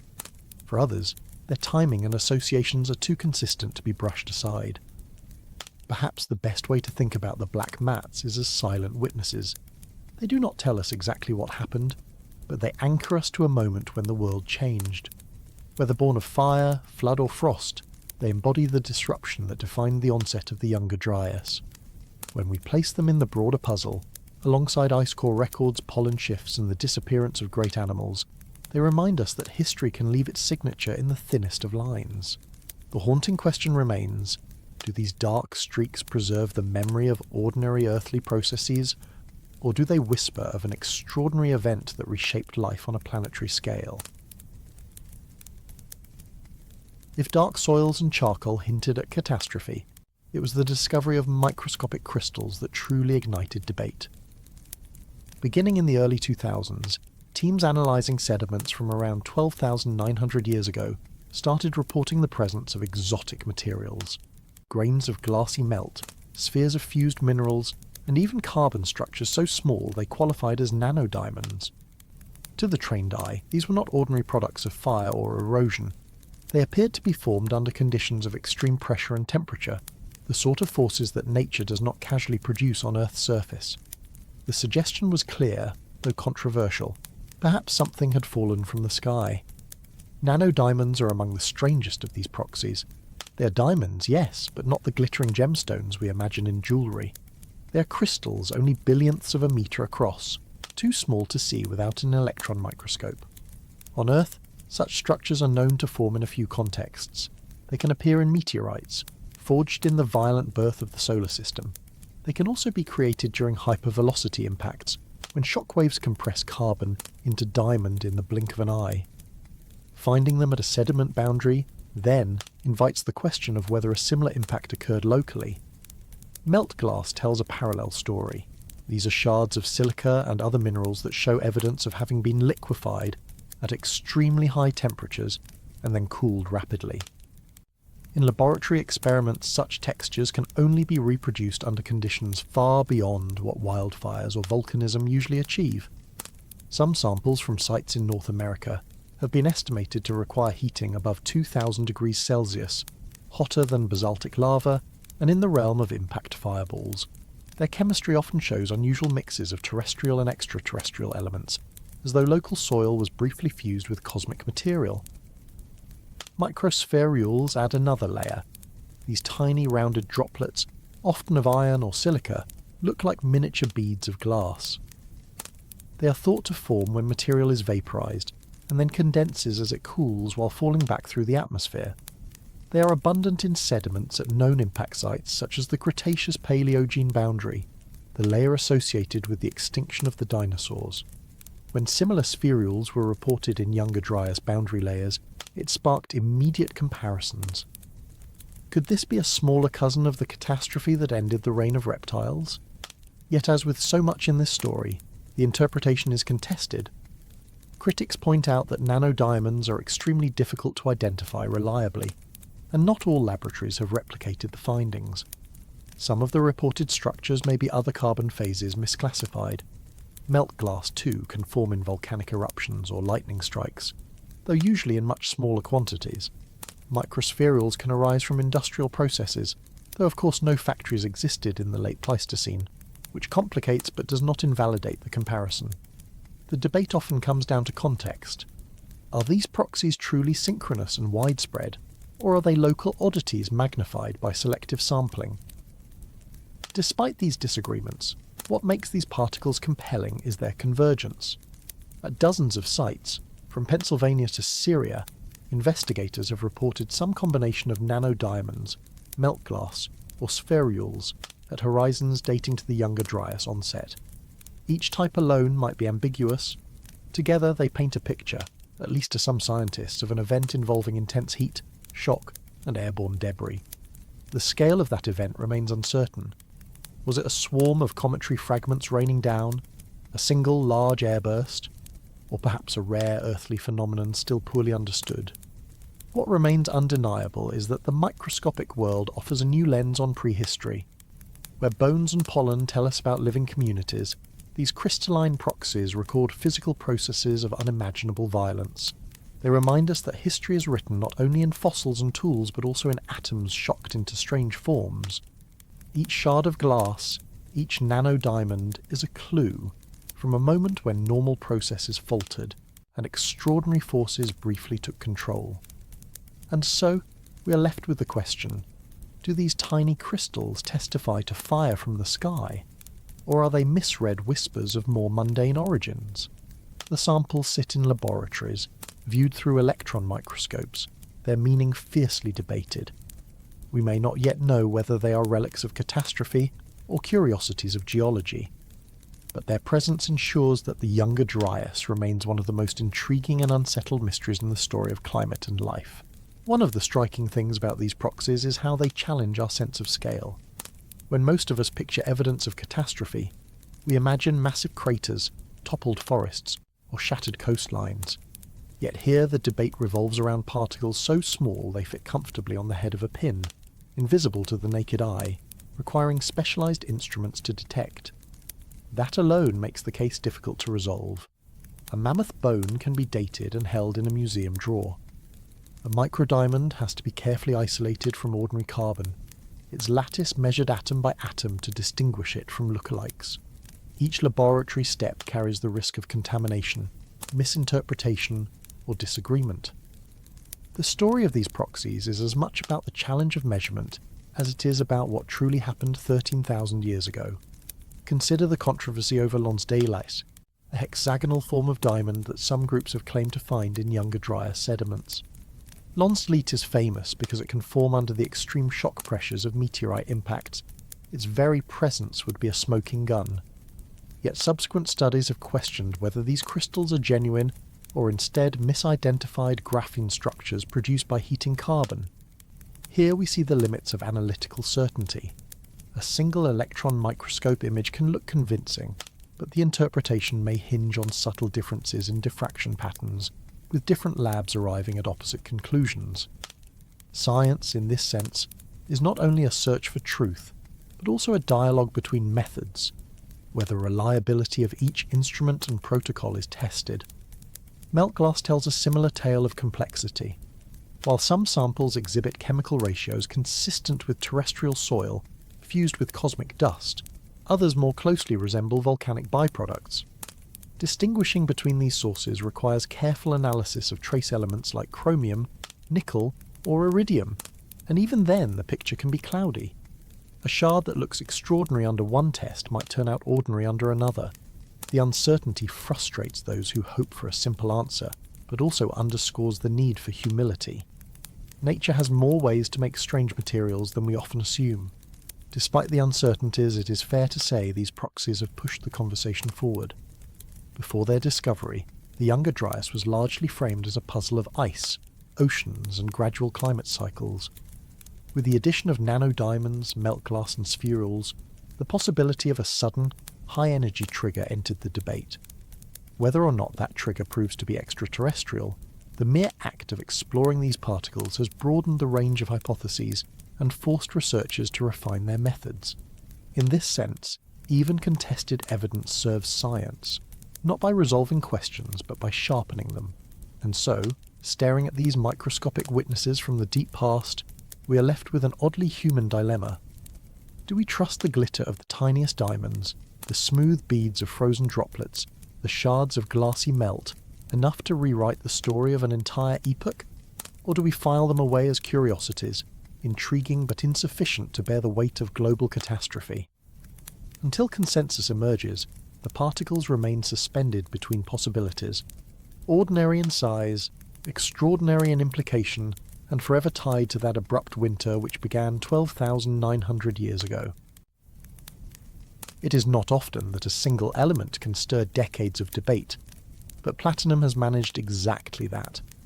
Deep within the Greenland ice sheet, in a layer dated to roughly 12,822 years ago, researchers noticed a sudden and dramatic rise in platinum concentration. The discovery came from the GISP2 ice core, a frozen time capsule drilled down more than 3 kilometres, preserving annual snowfall compacted into neat layers of history. In this vast vertical library, each thin band is a year, sometimes even a season, offering a chemical fingerprint of Earth's atmosphere at the moment the snow first fell. In most of the record, platinum hovers at barely detectable levels, its presence modest and consistent.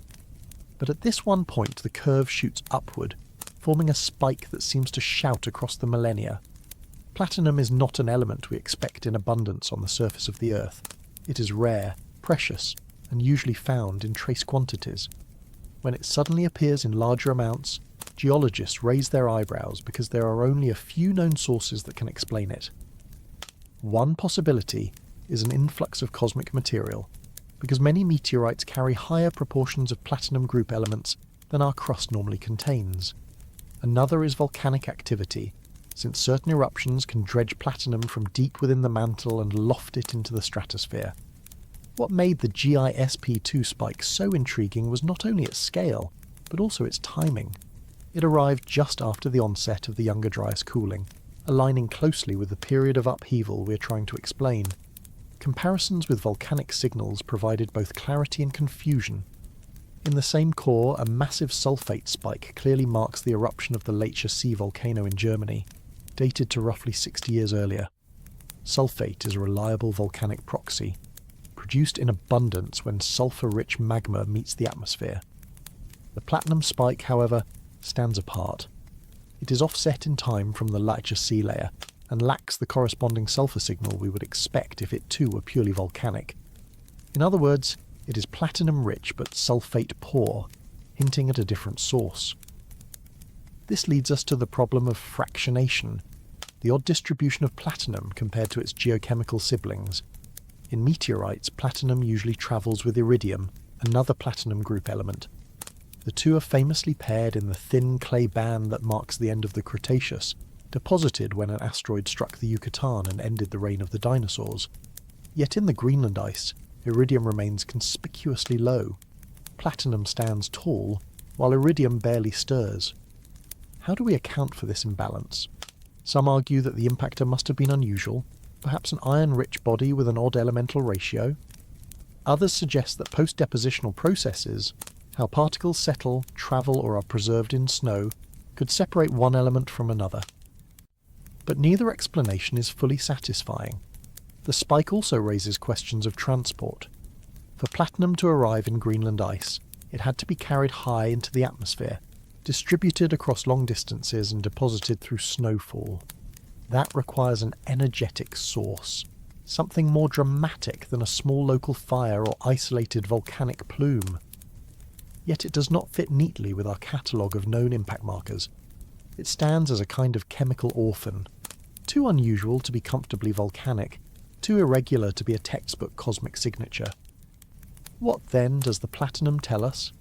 It tells us that something unusual happened around 12,800 years ago, something capable of lofting exotic material into the northern skies. Whether that something was the fragmentation of an incoming body, an unrecognised volcanic event, or a process we have not yet imagined remains uncertain. The ice does not reveal its secrets easily, but the spike is there, etched into the frozen archive, a puzzle piece we cannot ignore. And so, the haunting question lingers. Is this platinum the fingerprint of a visitor from space, or the echo of Earth's own restless depths? The discovery of the platinum anomaly also highlights how ice cores are not just passive records of snowfall, but dynamic archives of global processes. Each layer traps not only gases and isotopes, but also microscopic dust, volcanic ash, and trace metals delivered from faraway sources. For platinum to be visible at all in such a record, the influx had to have been extraordinary compared to background levels. Researchers calculated that the concentration at the anomaly was more than 100 times higher than the average baseline. That makes the layer stand out like a flare in an otherwise quiet night sky. In a record extending back tens of thousands of years, this level of enrichment is almost unique. To appreciate the significance of this spike, it helps to look at the broader geologic context. Platinum belongs to a family of elements that tend to sink deep into Earth's core during planetary differentiation. That is why the crust is so poor in them. In contrast, meteorites, which preserve the primitive chemistry of the early solar system, often contain platinum in far greater proportions. Whenever we see a sudden enrichment in surface sediments or ice, it naturally tempts scientists to think of extraterrestrial delivery. This line of reasoning is part of what made the platinum discovery so attractive to proponents of the Younger Dryas impact hypothesis. They saw it as a potential analogue to the iridium spike at the Cretaceous-Paleogene boundary. But the comparison is imperfect. The dinosaur-ending event left behind a global, unambiguous signal, visible in marine sediments, lake deposits, and continental sections alike. The Greenland platinum spike, by contrast, so far appears more localized, without an equally clear counterpart in other cores or sediments. Its uniqueness is both its strength and its weakness. On one hand, it is a distinct marker, precisely dated within a narrow window. On the other, it lacks the global distribution that would make it indisputable as evidence of a large, extraterrestrial event. The fact that it stands alone forces us to question whether local processes in the Arctic atmosphere, or even in the snowpack itself, could have concentrated platinum in unexpected ways. Volcanology provides another interpretive path. While the Lecher Sea eruption is ruled out as the direct source, other less well-characterized eruptions may have occurred in the same time frame. Many volcanoes, especially subglacial or submarine ones, leave ambiguous signatures. Some can release trace amounts of platinum without producing the massive sulfate spikes that normally identify them. The difficulty is that the geochemical fingerprint of platinum from volcanic gases is not as well studied as that from meteorites. This gap in our knowledge leaves open the possibility that the Greenland anomaly represents a volcanic mechanism we do not yet fully understand. Another consideration is atmospheric circulation. Greenland sits in a region where air currents can funnel materials from both North America and Eurasia. A platinum-rich input from one continent could, in theory, have been captured and magnified in the snow record of a single site. This reminds us that an ice core is not a perfect mirror of the entire planet, but a regional sample with global hints. Any interpretation must balance local and global scales carefully. Ultimately, the platinum anomaly illustrates the broader challenge of the Younger Dryas puzzle. Every piece of evidence seems to contain both promise and ambiguity. The spike is real, measured repeatedly and robustly. Its timing coincides with a dramatic climatic transition. Its composition is unusual, not easily explained by ordinary Earth systems. Yet its singularity, its lack of accompanying iridium, and its absence in other well-studied cores prevent it from becoming the decisive proof that many hope for. Instead, it occupies a liminal space between certainty and speculation. What we can say with confidence is that around 12,800 years ago, something injected a burst of platinum into the atmosphere over Greenland. The ice has preserved that event faithfully, waiting for us to read it. Whether we eventually connect it to a comet, an unusual eruption, or a process still unknown, it is a reminder of how incomplete our understanding remains. The Earth's climate history is written in precious metals as well as in ice and bone, and sometimes even the rarest of elements can become a messenger from a forgotten past.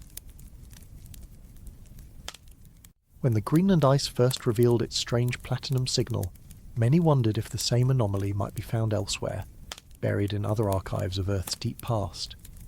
One of the most ambitious attempts to answer that question has come not from the sky or from ice, but from the sea. In 2023, a team led by Christopher Moore reported on a series of sediment cores drilled from the bottom of Baffin Bay, the frigid stretch of water that lies between Greenland and Canada's Baffin Island. It is not an obvious place to look for traces of a cosmic event, yet the logic is sound. sediments that settle in the quiet depths of the ocean can remain undisturbed for thousands of years. Layer upon layer of silt, dust and microfossils accumulates, forming a natural stratigraphy not unlike the rings of ice or the bands of a tree. If an extraordinary event once rained unusual particles across the high latitudes, there is a chance that the ocean floor quietly caught and preserved them. The Baffin Bay cores were chosen carefully. They came from depths ranging between 500 and 2,400 metres, far beyond the reach of fishing trawlers, shipping traffic or industrial runoff. That detail matters because earlier studies of supposed impact markers have been criticised for possible contamination. Microscopic spheres of metal or glass, for example, could just as easily come from welding slag, fly ash, or other byproducts of modern industry. By venturing into these remote and pristine sediments, the researchers sought to minimise that risk. They were essentially going to one of the last places on Earth where human fingerprints could not easily be mistaken for cosmic ones. What they found was a series of distinct peaks in the abundance of microspherules, tiny rounded grains, often rich in iron or silica, shaped by rapid melting and cooling. Under the microscope, some showed aerodynamic forms, elongated or hollow as if frozen mid-flight. A few even displayed the so-called soccer ball texture, a lattice of polygons formed when molten droplets solidify at high speed. Alongside the spheres were shards of melt glass and metallic particles with unusual chemistry. Some grains carried a high nickel content, others showed iron combined with very low oxygen. These are traits that, in many cases, overlap with cosmic dust or cometary material. The signal was not overwhelming. Most of the spheres appeared to be terrestrial in origin, but the coincidence of their peak abundance with the onset of the Younger Dryas was difficult to ignore. If this had been the only study of its kind, it might have been dismissed as another anomaly. But the team emphasised how well preserved their samples were. The sediments were finely laminated, meaning the layers had settled undisturbed year after year, with little mixing by currents or burrowing animals. Radiocarbon dates from organic fragments allowed the team to build a reliable depth-age model, aligning each centimetre of core with a window of history. By this method, they could pinpoint the horizon that corresponded to roughly 12,900 years ago. It was there that the spikes in microspherules and melt glass stood out most clearly. Still, as with all lines of evidence in this debate, the interpretation is not straightforward. Critics point out that microspherules are not unique to cosmic impacts. They can form in volcanic eruptions, in lightning strikes, even in intense wildfires. The chemical analyses, while suggestive of a high-temperature origin, are not conclusive. The abundance peaks too were not confined to a razor-thin boundary but stretched across several centuries, blurring the neatness of the story. One might expect a sudden, singular event to leave a sharper mark. Instead, the cores tell a tale of elevated but variable signals. Was this the fingerprint of a comet breaking up in the atmosphere? Or is it a signature of Earth's own fiery processes at a time when glaciers were melting, volcanoes were restless, and ecosystems were under stress? The Baffin Bay results add weight to the cosmic hypothesis, but they do not settle it. What they do show, unambiguously, is that something unusual was happening in the North Atlantic around the time the Younger Dryas began. Tiny droplets of glass and spheres of metal born in furnaces of extreme heat found their way to the ocean floor. They remain there still, silent witnesses to a moment of upheaval. Whether those furnaces were in the heavens or within the Earth itself is a question that science continues to wrestle with. And perhaps that is the larger lesson. For every new core drilled, for every new particle measured, the mystery deepens even as the evidence grows. We are left with the haunting possibility that the truth may not lie neatly in a single cause, but in the entanglement of many, with sea and sky conspiring to reshape the course of human history. What makes the Baffin Bay discovery even more compelling is the broader geographic setting. This region lies at the gateway where Arctic waters mix with the North Atlantic, a crossroads of climate and circulation. If unusual material was falling through the atmosphere, this is exactly the kind of basin that would capture it efficiently, locking particles into fine-grained sediments that trickle down continuously from the surface waters. Oceanographers often describe such sites as natural sediment traps, and here the trap seems to have snapped shut right as the Younger Dryas began. That coincidence alone has forced researchers to ask whether the cores are preserving local fallout or echoing a much wider dispersal event. To test the origins of these particles, the team went beyond visual inspection. They employed scanning electron microscopy and energy dispersive spectroscopy, methods that allow them to map the elemental makeup of each grain at micrometer scales. What emerged was a picture of extremes: tiny droplets that had cooled so rapidly they froze into glass, metallic spherules containing nickel far above crustal averages, and microfragments with magnetism out of proportion to their size. Such features are difficult to reproduce in everyday terrestrial conditions, although they are not impossible. Lightning strikes in sandy soils, for example, can generate glassy fulgurites, and volcanic vents can eject metallic-rich ash.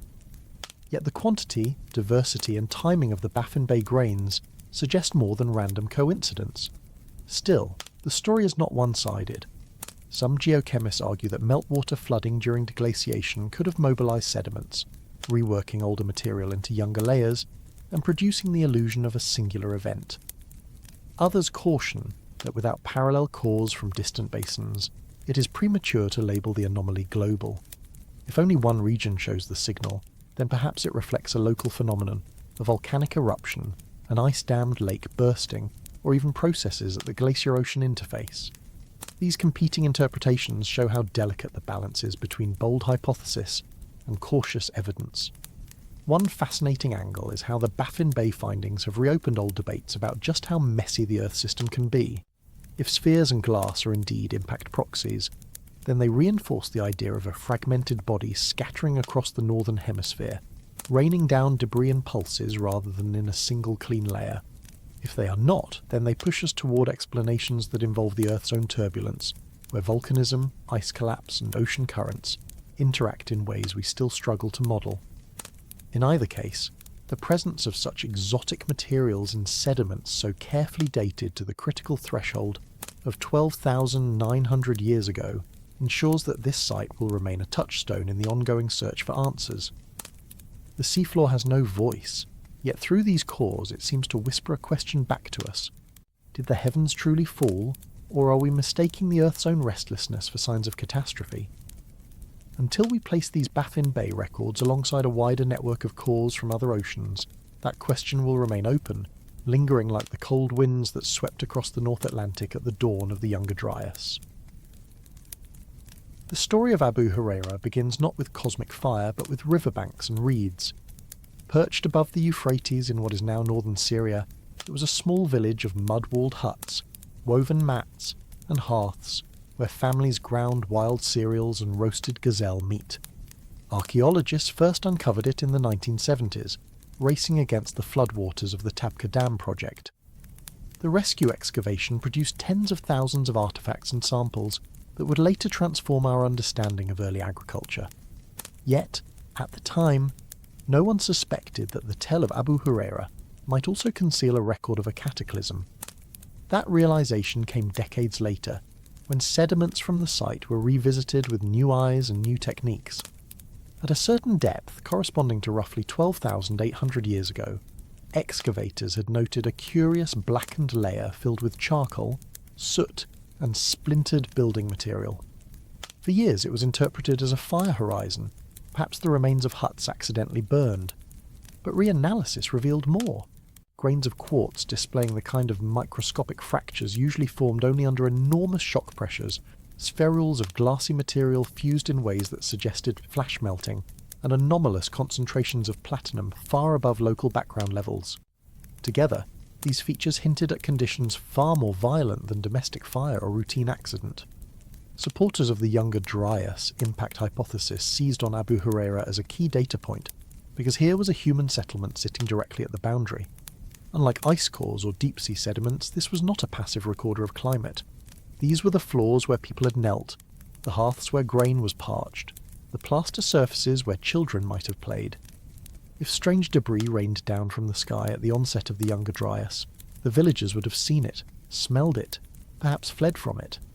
Even if their voices are gone, the debris locked into the site may still testify. The presence of shock-fractured quartz was particularly provocative. Such deformation patterns require pressures akin to those generated by large explosions or impacts.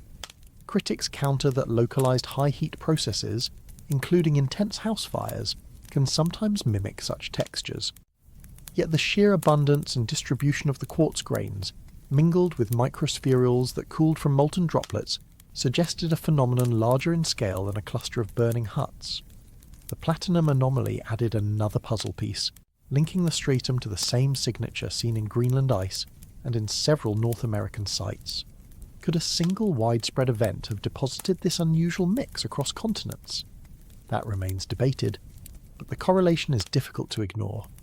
Abu Hureyra also invites a deeper question. This was one of the earliest villages to experiment with the deliberate cultivation of cereals. The wild rye collected and parched here shows signs of transition toward domestication, a step that would eventually anchor the Neolithic revolution. What if this experimentation was not simply gradual progress, but a response to crisis? If sudden climate cooling devastated wild stands and forced foragers to secure food in new ways, then the seeds of farming may quite literally have been sown in the ashes of catastrophe. This does not mean an impact-caused agriculture, but it does mean the Younger Dryas was part of the crucible in which farming emerged. Skeptics remain unconvinced. They note that Abu Hureyra's sediments are complex, disturbed by construction, erosion, and later occupation. Separating a singular global event from the messy realities of village life is not easy. Could platinum have arrived via dust storms? Could quartz have fractured in other ways? Could the melt droplets have been volcanic in origin? Each possibility has been raised and none can be dismissed outright. This is the constant tension in science, how to distinguish extraordinary evidence from ordinary processes when the past refuses to hand us clean experiments. Yet whether or not Abu Hureyra preserves the fingerprint of a cosmic visitor, it undeniably preserves the story of human resilience. Here, families endured one of the sharpest climatic reversals of the late Pleistocene. They lived through frosts that shriveled harvests, droughts that parched herds, and fires that scorched dwellings. In that struggle, they began to tinker with plants, to scatter seed intentionally, to select stronger stalks. Out of hardship grew a new way of life. That fact alone ensures Abu Hureyra remains central to our story, even if the question of falling skies is never resolved. And so the tell rises above the plain, now drowned beneath a reservoir, its secrets locked away. The grains of quartz, the flecks of glass, the anomalous platinum, each whispers of something extraordinary 12,800 years ago. Whether that was the roar of an airburst, the glow of volcanic fallout, or simply the Earth's own shifting rhythms, we may never know with certainty. But the people of Abu Hureyra knew something happened. Their lives bore the mark of it, and their descendants carried forward a new relationship with the land. That may be the most profound legacy of all. The deeper one looks at Abu Hureyra, the more it becomes clear that this single site is not just a local story, but a meeting point of global narratives. When the excavators in the 1970s hauled baskets of soil out of the trench, they were mainly concerned with saving an endangered record of the first farmers. Yet tucked within the fine silts were particles so small that no one at the time could have imagined their importance. Only decades later, under electron microscopes, did those grains reveal a record of extreme forces. What makes this particularly striking is that the transition recorded here, from broad-spectrum foraging to cultivation, lines up almost exactly with the onset of the Younger Dryas. It is as if the village itself stands at a hinge in human history, one where environment and culture lock together in a feedback loop of necessity and invention. There are subtle clues that the shift may not have been voluntary. Analysis of rye grains from before and after the cooling shows changes in size and resilience. Some plants appear to have been deliberately chosen for their ability to withstand shorter growing seasons and colder nights. Such choices imply an environment that was less forgiving, where relying on wild harvests alone became increasingly risky. In that sense, the unusual debris in the boundary layer, whether cosmic, volcanic or otherwise, serves less as an answer and more as a backdrop to a human drama of adaptation. Researchers also note that the fire horizon at Abu Hureyra contains not only melted materials but also unusual distributions of animal bone fragments, many of them cracked and burned. This has sparked debate. Was the site destroyed suddenly, forcing abandonment, or was it more of a repeated cycle of burning, rebuilding, and continued use? The truth may be somewhere in between. Villages on unstable floodplains often face disasters, whether caused by climate, accident, or conflict. Yet the combined presence of shock features, glassy spherules, and high-temperature residues has led many to argue that this was no ordinary episode of house fires. Adding to the intrigue is the fact that Abu Hureyra is not alone. Other Near Eastern sites dating to this same narrow window also show layers of disruption, though not all have been examined with the same intensity. If more were studied, would we find similar microscopic signals? Or is Abu Hureyra unique simply because its rescue excavation captured such an unusually thick archive? These questions keep the debate alive and remind us how much is left unexamined beneath the soils of the Fertile Crescent. What seems clear is that Abu Hureyra embodies a moment of cultural pivot. The people who lived there were forced to renegotiate their relationship with the land in the face of sudden climatic instability. Whether or not a comet flared in the sky above them, they adapted. They carried forward techniques that would spread across the Levant and in time reshape the human journey. In this sense, the site is less about proving or disproving a single hypothesis and more about understanding how humans respond to crisis. The strange particles locked in its layers may point to extraordinary forces, but the seeds buried alongside them point to an even more extraordinary response: survival through innovation. If the Younger Dryas really did begin with something falling from the sky, then the most obvious question anyone can ask is also the simplest. Where is the hole? Large impacts leave large craters, visible for millions of years, yet at the transition into the Younger Dryas, we have no obvious smoking gun. This absence of a clear impact site has become one of the strongest criticisms of the cosmic hypothesis, because in the popular imagination, every story of fire from the heavens ends with a massive pit in the ground. The problem is that Earth's surface is not a static canvas. It is dynamic, covered by oceans, ice, vegetation, and shifting sediments. A crater could form and be erased, concealed, or left buried beneath kilometers of water or ice.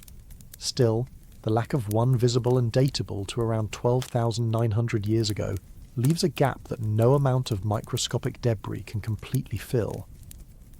For a while, attention turned to Greenland, where radar surveys revealed a circular depression beneath the Hiawatha Glacier in northwestern Greenland. When this feature was announced in 2018, the headlines almost wrote themselves: a hidden impact crater beneath the ice sheet, perfectly positioned near the North Atlantic, exactly where a cosmic strike might destabilize ocean circulation. Yet the excitement faded quickly, as dating efforts showed the structure was far older than the Younger Dryas, possibly hundreds of thousands or even millions of years old. The Hiawatha crater may indeed be an impact scar, but it is not one that can be tied to the sudden chill of the late Pleistocene. That disappointment illustrates the difficulty of relying on craters alone. If the hypothesized impactor was a fragmented comet or a loosely bound asteroid, it may have exploded in the atmosphere in what scientists call an airburst. The Tunguska event in Siberia in 1908 is often cited as an example. A space rock detonated above the taiga with the force of a nuclear weapon, flattening 80 million trees across 2,000 square kilometers, yet leaving no crater. If something similar occurred over the Laurentide ice sheet or another icy landscape at the end of the Pleistocene, the energy release could have been immense, but the surface scar might be absent or short-lived, erased by ice flow, meltwater, and subsequent glaciation. Even a direct strike onto an ice sheet poses problems for crater hunters. Imagine an iron-rich body slamming into ice more than a kilometre thick. The transient crater might be swallowed almost immediately, filled by collapsing ice walls, then bulldozed and smoothed by centuries of glacier flow. Instead of a lasting depression, the record would be subtle. Disturbed layers in the ice, unusual melt channels or debris fields dispersed downstream. Those traces would be far harder to identify than the iconic ringed basins we see on the Moon or Mars, where erosion is minimal. Others point out that the vast majority of Earth's surface is ocean, and an impact in deep water would leave only fleeting signs. The waves and vapour plumes would be catastrophic for life nearby, but the crater on the seafloor might collapse within hours or be masked by sediments within centuries. Without a dedicated seafloor survey timed perfectly, such a feature could remain undiscovered. If the Younger Dryas was triggered by such an ocean strike, we may never find more than scattered geochemical whispers carried by currents and deposited into cores. This is where the debate becomes more philosophical than physical. Should we expect to find a crater? Some argue yes, because a bolide large enough to alter hemispheric climate must leave some trace.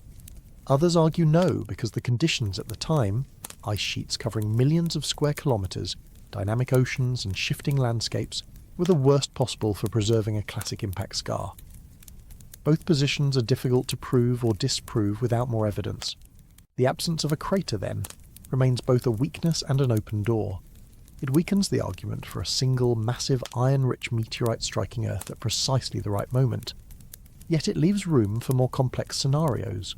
Multiple fragments arriving in sequence, atmospheric detonations scattering debris, or smaller impacts onto ice and ocean whose scars vanished.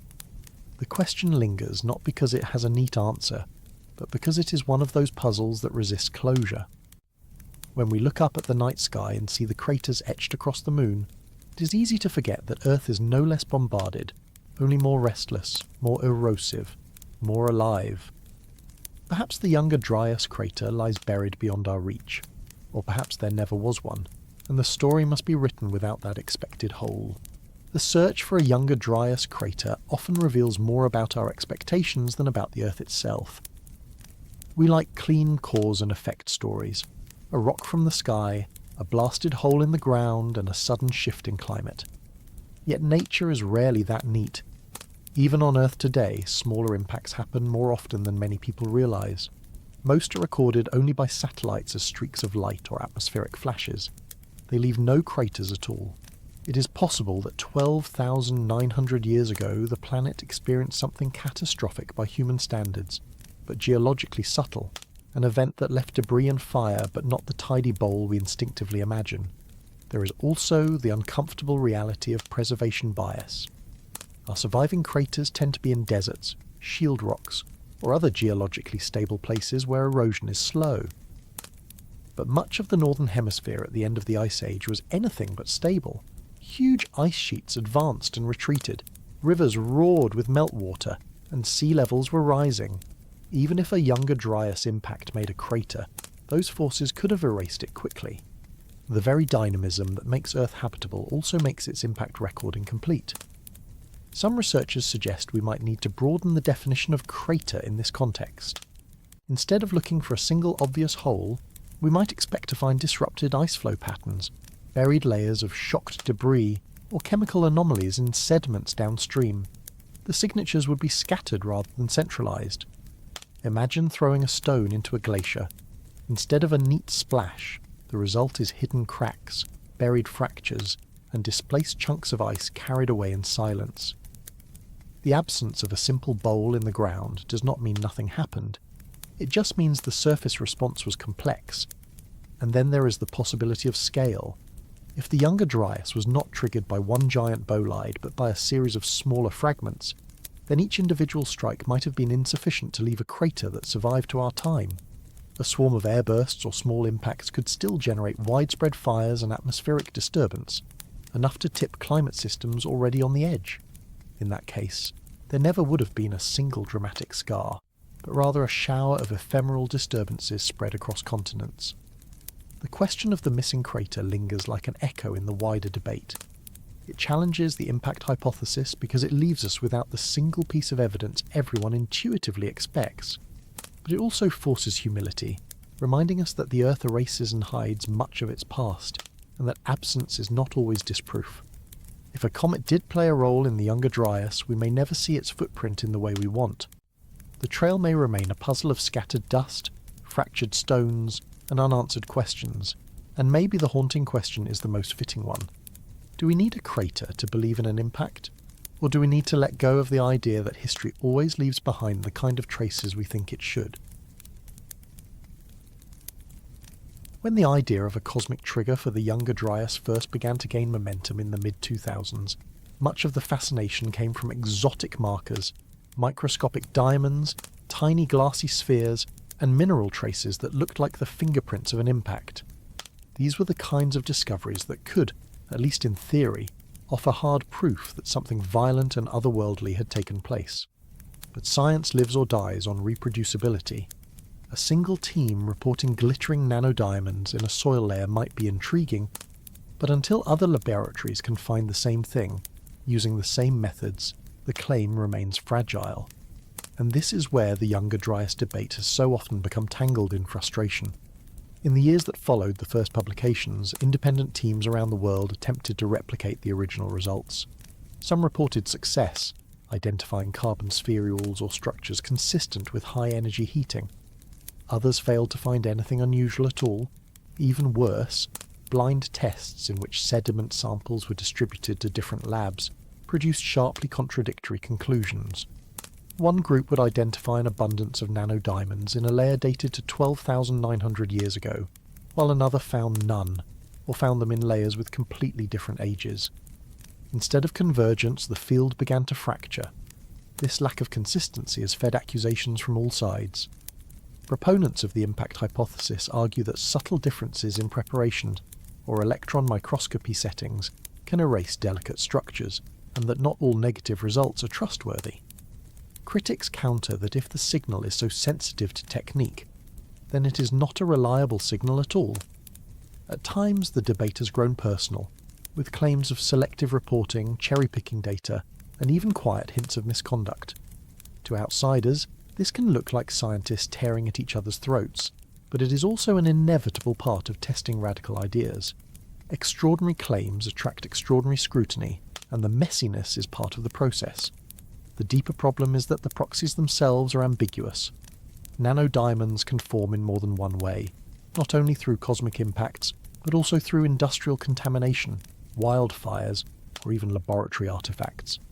Microspherules can be produced in volcanic eruptions, lightning strikes, and campfires as well as impacts.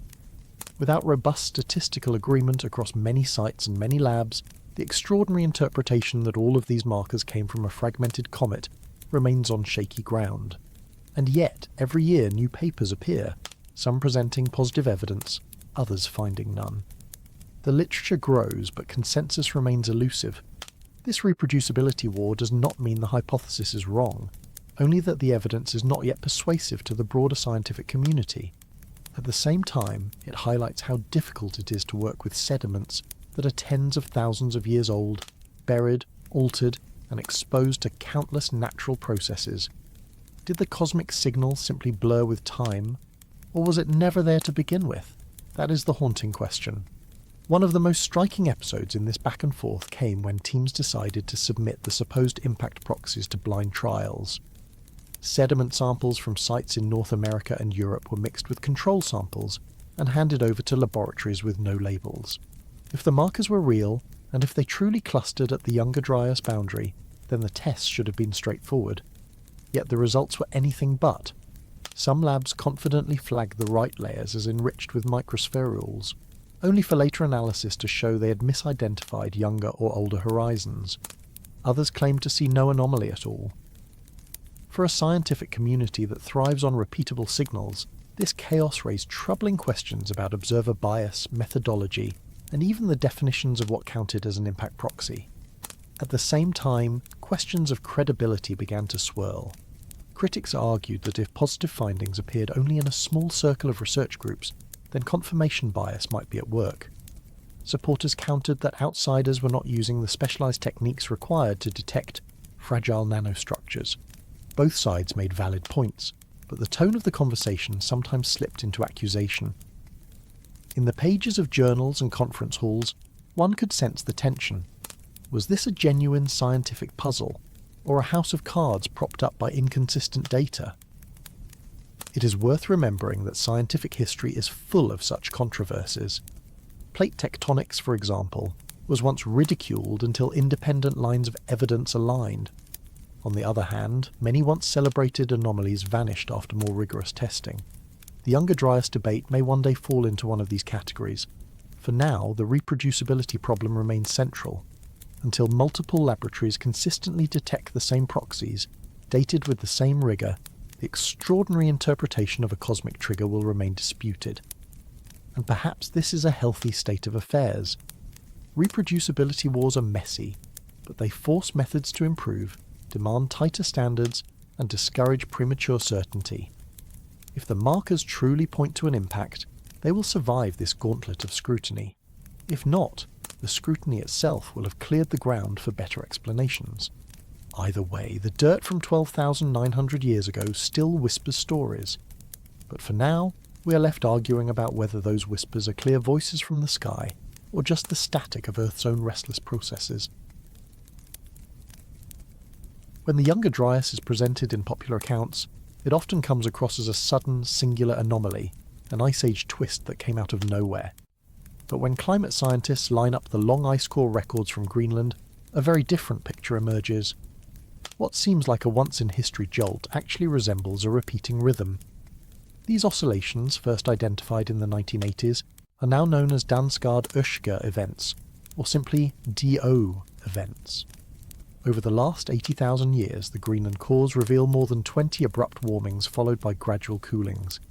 Each of these events shares the same basic pattern, an astonishingly fast rise in temperature, sometimes 10 degrees Celsius in only a few decades, then a slow decline that ends in a cold plateau. The Younger Dryas fits this shape almost perfectly, except that it happened at the very end of the last glacial period. The fact that these cycles appear again and again tells us that the Earth's climate system has built-in modes of instability. Something in the interplay of ice sheets, oceans and atmosphere keeps producing the same rise and fall pattern, regardless of whether humans or mammoths happen to be watching. The challenge is that while we can see the pattern clearly in the ice, we still struggle to identify the precise switch that flips the system from warm to cold. Was it fresh water disrupting currents, shifts in wind belts, or oscillations in deep ocean circulation? Most likely it was some combination. What matters here is that the Younger Dryas does not stand alone. It belongs to a family of abrupt swings that punctuated the Ice Age like a drumbeat. This has important consequences for how we interpret the past. If you look only at the Younger Dryas in isolation, it is tempting to demand a dramatic trigger. If you place it alongside the earlier events, it becomes less of an outlier and more of an expected encore. For instance, around 37,000 years ago, another DO event shows nearly the same sequence. Rapid warming, long cooling, then a final plunge into cold that lasted centuries. Around 50,000 years ago, the same pattern appears again. These parallels make it difficult to insist that the Younger Dryas must have required something completely unique, like an extraterrestrial visitor. It might have been simply the last gasp of a repeating cycle that had already played out many times before. Still, even within this rhythm, the Younger Dryas holds its own fascination. It was the final cold snap before the Holocene, the one that immediately preceded the rise of agriculture and the growth of permanent villages. For the people living through it, it was not just another swing in the ice record, but a real environmental shift that demanded adaptation. This is the tension at the heart of the debate. From the perspective of climate science, the Younger Dryas may not be unique, but from the perspective of human history it mattered enormously. The haunting question, then, is whether we should treat the Younger Dryas as a special catastrophe, or as the predictable end of a cycle that was destined to fade anyway. If it is the latter, then the dramatic collapse into cold was not a freak accident, but part of the Earth's own breathing pattern. And if the Earth has breathed this way before, perhaps it will do so again, though next time under very different conditions, with billions of humans instead of scattered bands of hunter-gatherers. That possibility alone makes the lesson of these ancient cycles worth holding on to. If we step back even further, the idea that the Younger Dryas was simply one part of a recurring pattern becomes harder to dismiss. When researchers extend the Greenland ice core records back beyond 80,000 years, the picture that emerges is not one of stable, gentle climate shifts punctuated by a single oddity, but rather a world constantly jolted by quick swings. The longer we look, the clearer it becomes that abruptness is not an exception in Earth's climate system, it is a rule. Each Dansgaard-Oeschger event reveals itself as a set of fingerprints in the ice: oxygen isotope ratios, dust levels, trapped gases. Together these layers show us that within the space of a human lifetime, the climate could swing from frigid to temperate and back again. To the hunters on the Mammoth steppe or the gatherers in the Levant, these changes would not have been visible on a graph. They would have appeared as the sudden return of winter where there should have been spring, the growth of glaciers on hillsides that had been bare, or the drying of rivers that communities had come to depend on. The reality is that the instability captured by the ice cores was lived instability. Some climatologists have pointed out that the Younger Dryas is not even the largest of these events in terms of the scale of cooling.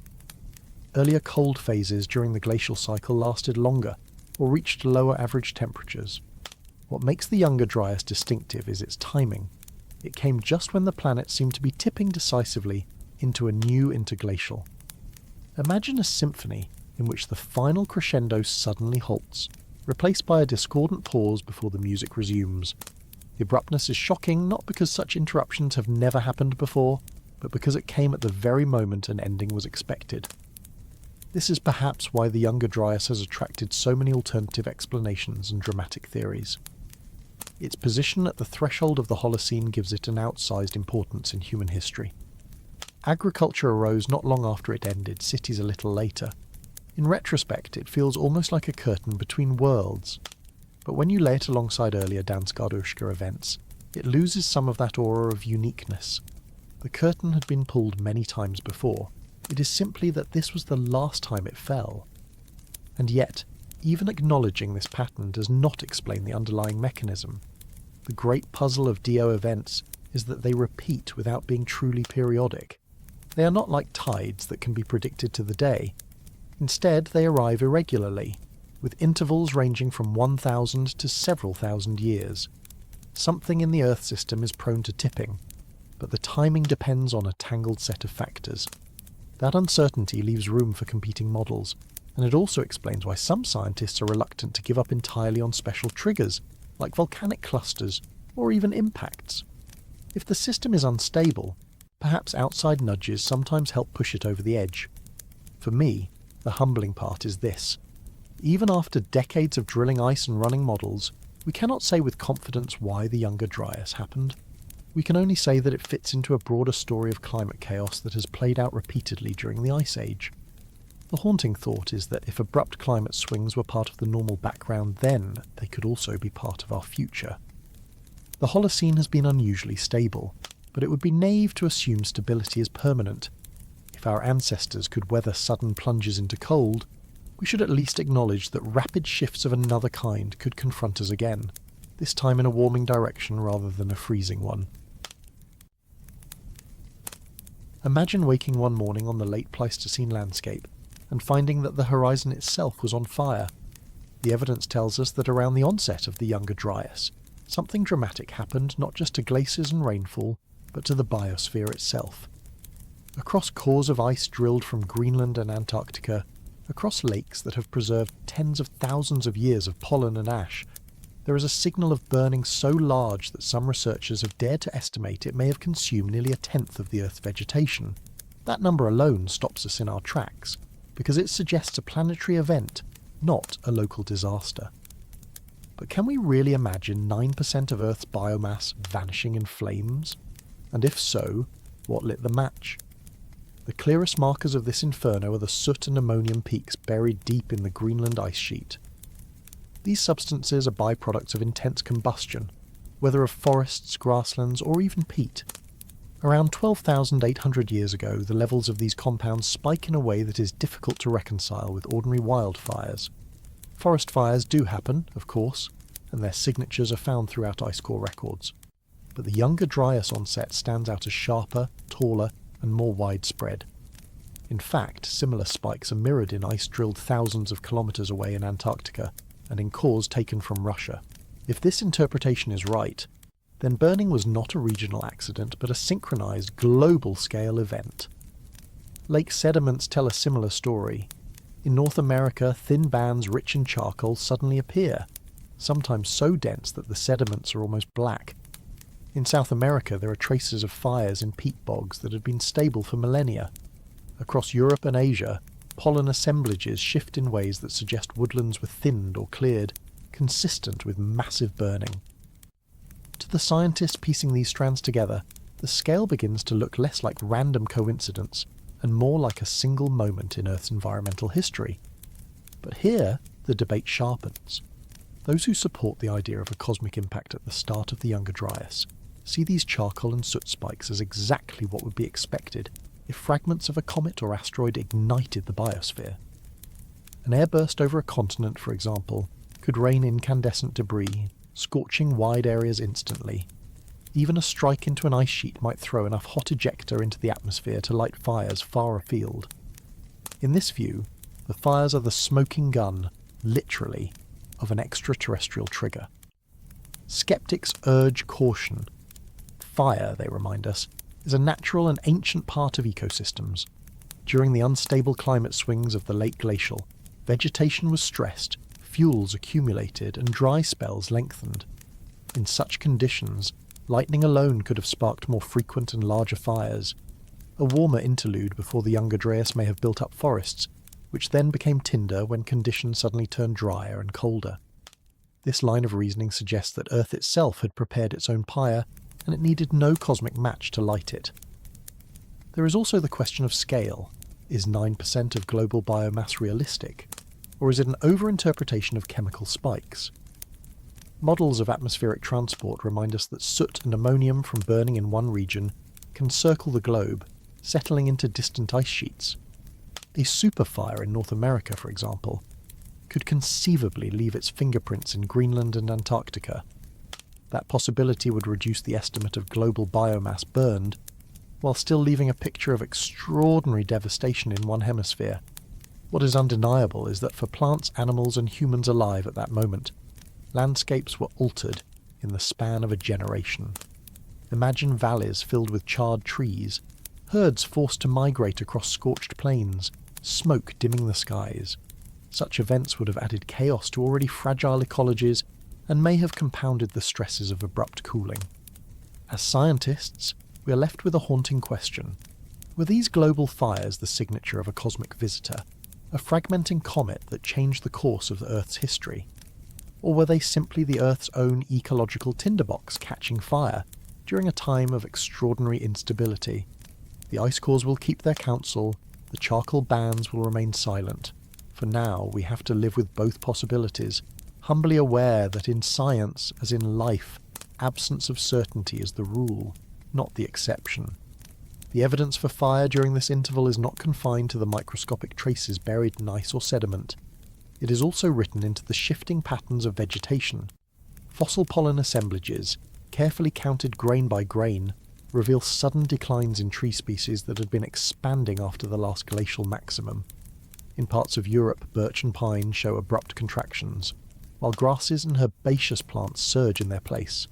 In North America, oak and spruce records are punctuated by gaps where forest cover thinned dramatically. Such transitions are consistent with ecosystems recovering after fire, when opportunistic species colonize the open ground left behind. These ecological scars are not easily dismissed as ordinary variability. Forests take centuries to regrow after widespread burning, and the recovery curves preserved in pollen data stretch long into the Younger Dryas. What this suggests is that the event was not just a cluster of local fires that left their mark for a season or two.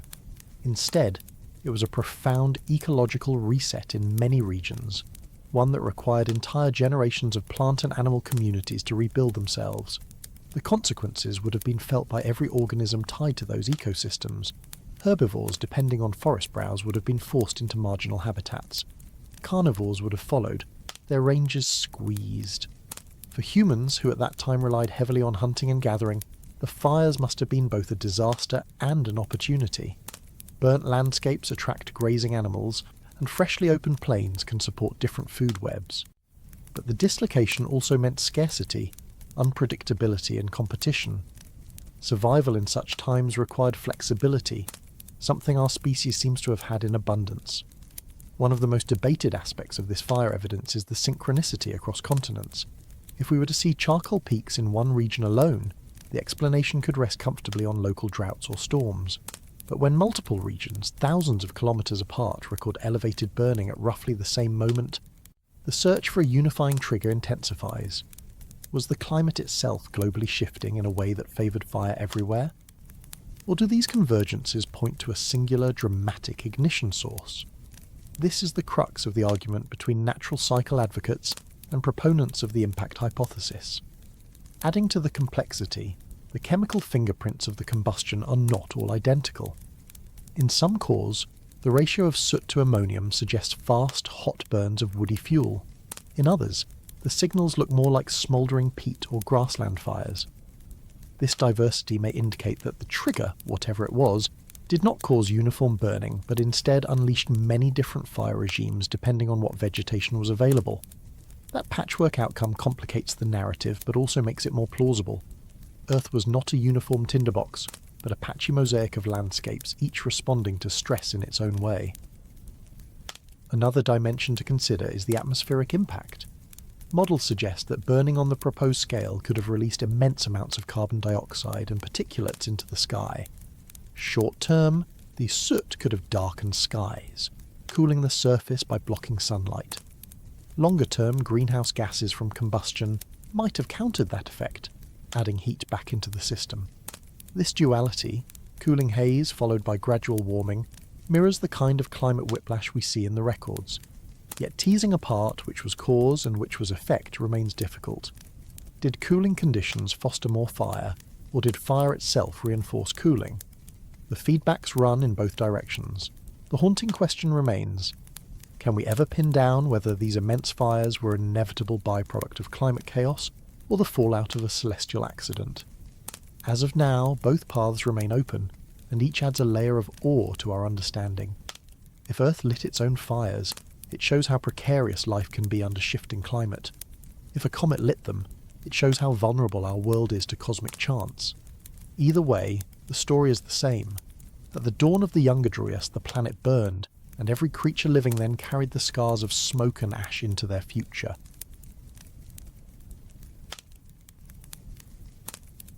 Across the continents, as the Younger Dryas unfolded, some of the most iconic animals that had shared the Ice Age world with us began to vanish.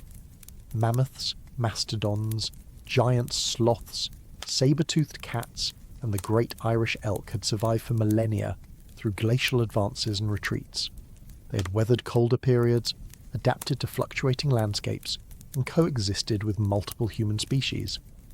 Yet in the span of a few thousand years at the very end of the Pleistocene, their numbers dwindled and their shadows disappeared from the plains. What changed? Was it the Younger Dryas chill itself, tightening ecosystems until they could no longer support giants? Or was it the arrival and ingenuity of humans, wielding tools, fire, and cooperation in ways that animals had never before encountered? The archaeological record gives us vivid clues that human hunting played a role. In central Mexico, researchers uncovered pits measuring more than 20 metres across and nearly 2 metres deep, dug deliberately into the landscape. Within these traps lay the remains of at least 14 mammoths, their bones showing cut marks and deliberate butchering. All of them shared a peculiar detail. The left shoulder blade was missing, suggesting either ritual removal or a repeated butchery practice.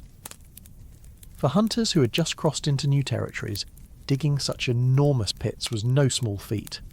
It tells us that groups coordinated labour, anticipated herd movements, and constructed elaborate traps to funnel these animals to their deaths. It is hard to argue that megafauna were simply dying off on their own when such direct evidence of human predation exists.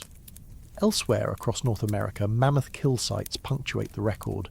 Tools embedded in rib bones, cut marks etched into pelvises, and bones cracked for marrow extraction all attest that mammoths were not just occasional prey, but part of the human menu. In Europe and Siberia, the story repeats. Mammoth bones were carved into huts, tusks shaped into spears, hides used for clothing and shelter. These were not rare encounters. Humans and megafauna were entangled in ways that left deep marks on both sides.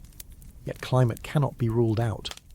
Genetic studies and fossil distribution maps suggest that mammoth populations were already fragmenting into smaller refugia even before the Younger Dryas. As warming and cooling oscillated, the grasslands they depended on shrank, replaced by forests in some regions and deserts in others. Their ranges contracted, leaving isolated populations vulnerable to disease, inbreeding, and the chance strikes of hunters.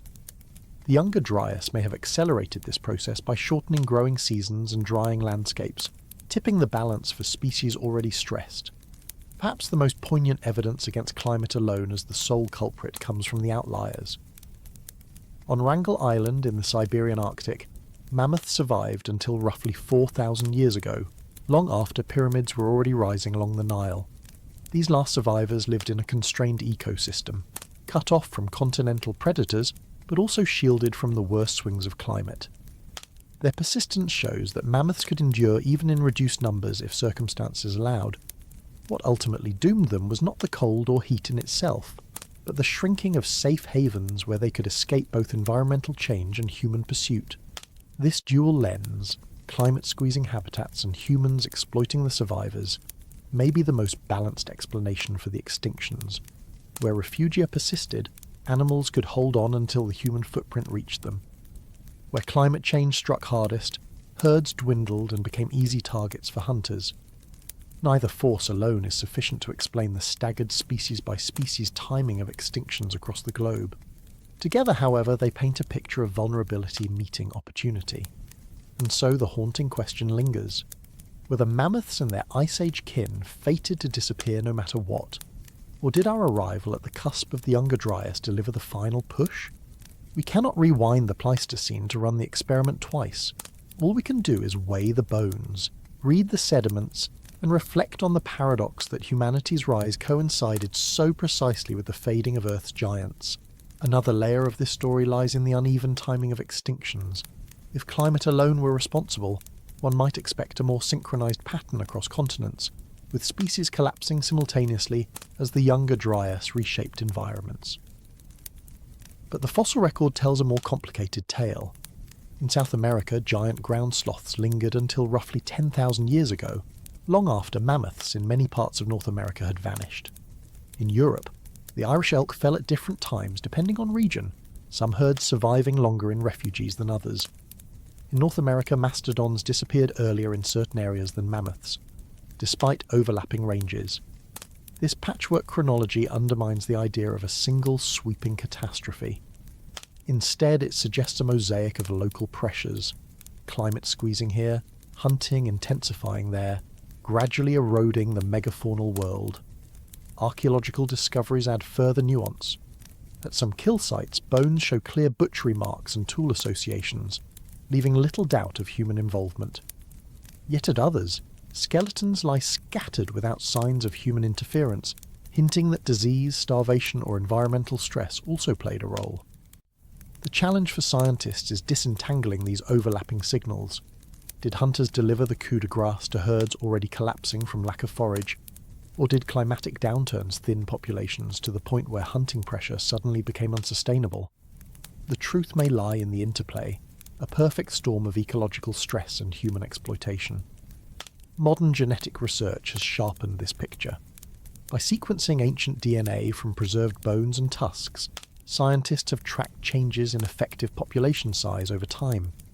Many species, including mammoths, show sharp declines before their final disappearance, consistent with small, isolated groups struggling to maintain diversity. These genetic bottlenecks made populations fragile, less able to adapt to sudden shocks such as rapid climate swings or increased hunting pressure.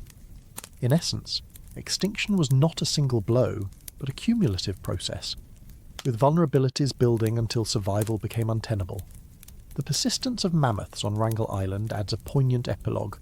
Their isolation preserved them from the hunters and habitat changes that swept continental populations away, but their genetic diversity dwindled to critically low levels.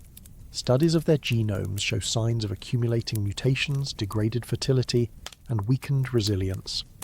By the time they finally died out around 2000 BCE, they were shadows of their former selves. Their story underscores how survival in refugia could delay, but not ultimately prevent extinction, once species had crossed a certain threshold of vulnerability. This broader lens also reminds us that humans were not passive observers of these declines.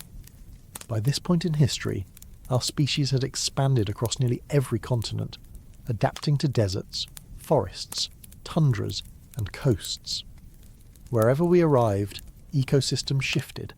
Fire was used to shape landscapes, hunting strategies grew more sophisticated, and prey animals found themselves facing not only natural predators, but a species uniquely capable of planning, coordinating, and persisting. The very traits that made Homo sapiens successful, adaptability, cooperation, ingenuity, were the same traits that spelled trouble for the giants of the Ice Age. And yet, to imagine humans as sole executioners oversimplifies the story. The climatic background of the Younger Dryas cannot be erased from the record. Shorter growing seasons, advancing glaciers, and shifting vegetation patterns all constrained the resources on which large animals depended. Even without human hunting, many populations might have collapsed. What our presence did was amplify those pressures, hastening a process already underway. When we step back from the bones, the pits, and the pollen, what remains is a sobering reflection. The megafaunal extinctions of the late Pleistocene were not a single event with a single cause. They were the outcome of converging forces, environmental instability and human expansion, that together reshaped the planet.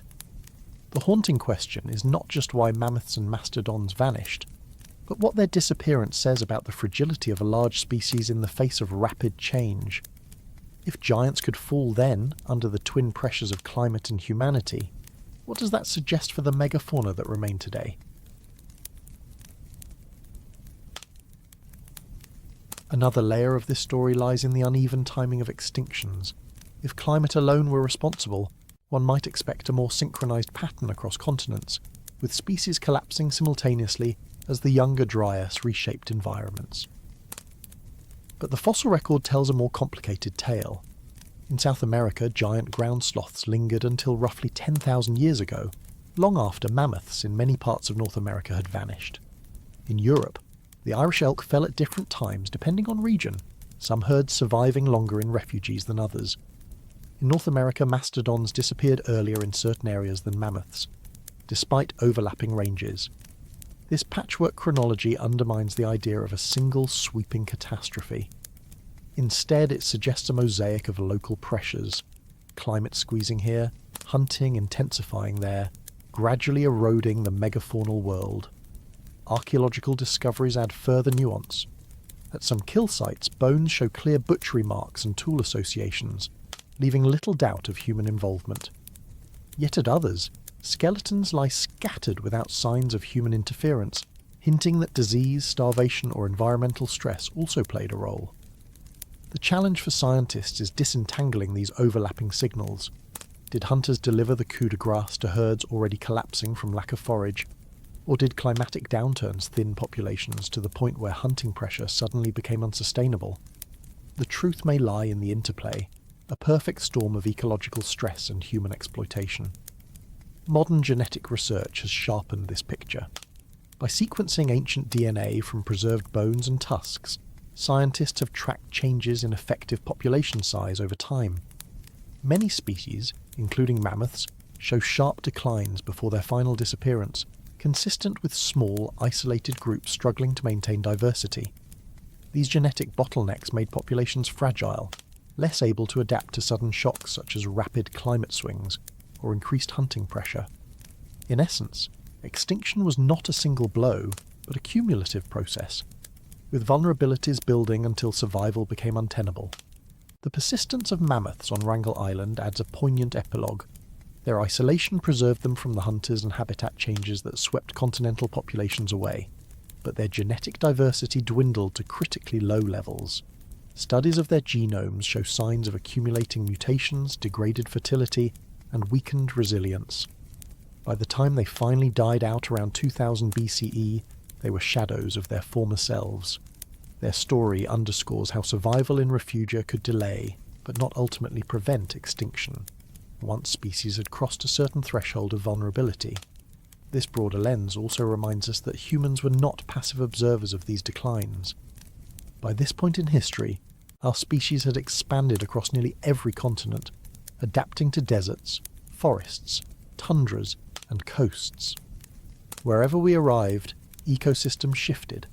Fire was used to shape landscapes, hunting strategies grew more sophisticated, and prey animals found themselves facing not only natural predators, but a species uniquely capable of planning, coordinating, and persisting.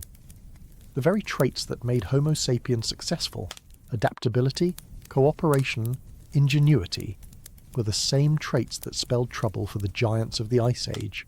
And yet, to imagine humans as sole executioners oversimplifies the story. The climatic background of the Younger Dryas cannot be erased from the record. Shorter growing seasons, advancing glaciers, and shifting vegetation patterns all constrained the resources on which large animals depended. Even without human hunting, many populations might have collapsed. What our presence did was amplify those pressures, hastening a process already underway. When we step back from the bones, the pits, and the pollen, what remains is a sobering reflection. The megafaunal extinctions of the late Pleistocene were not a single event with a single cause.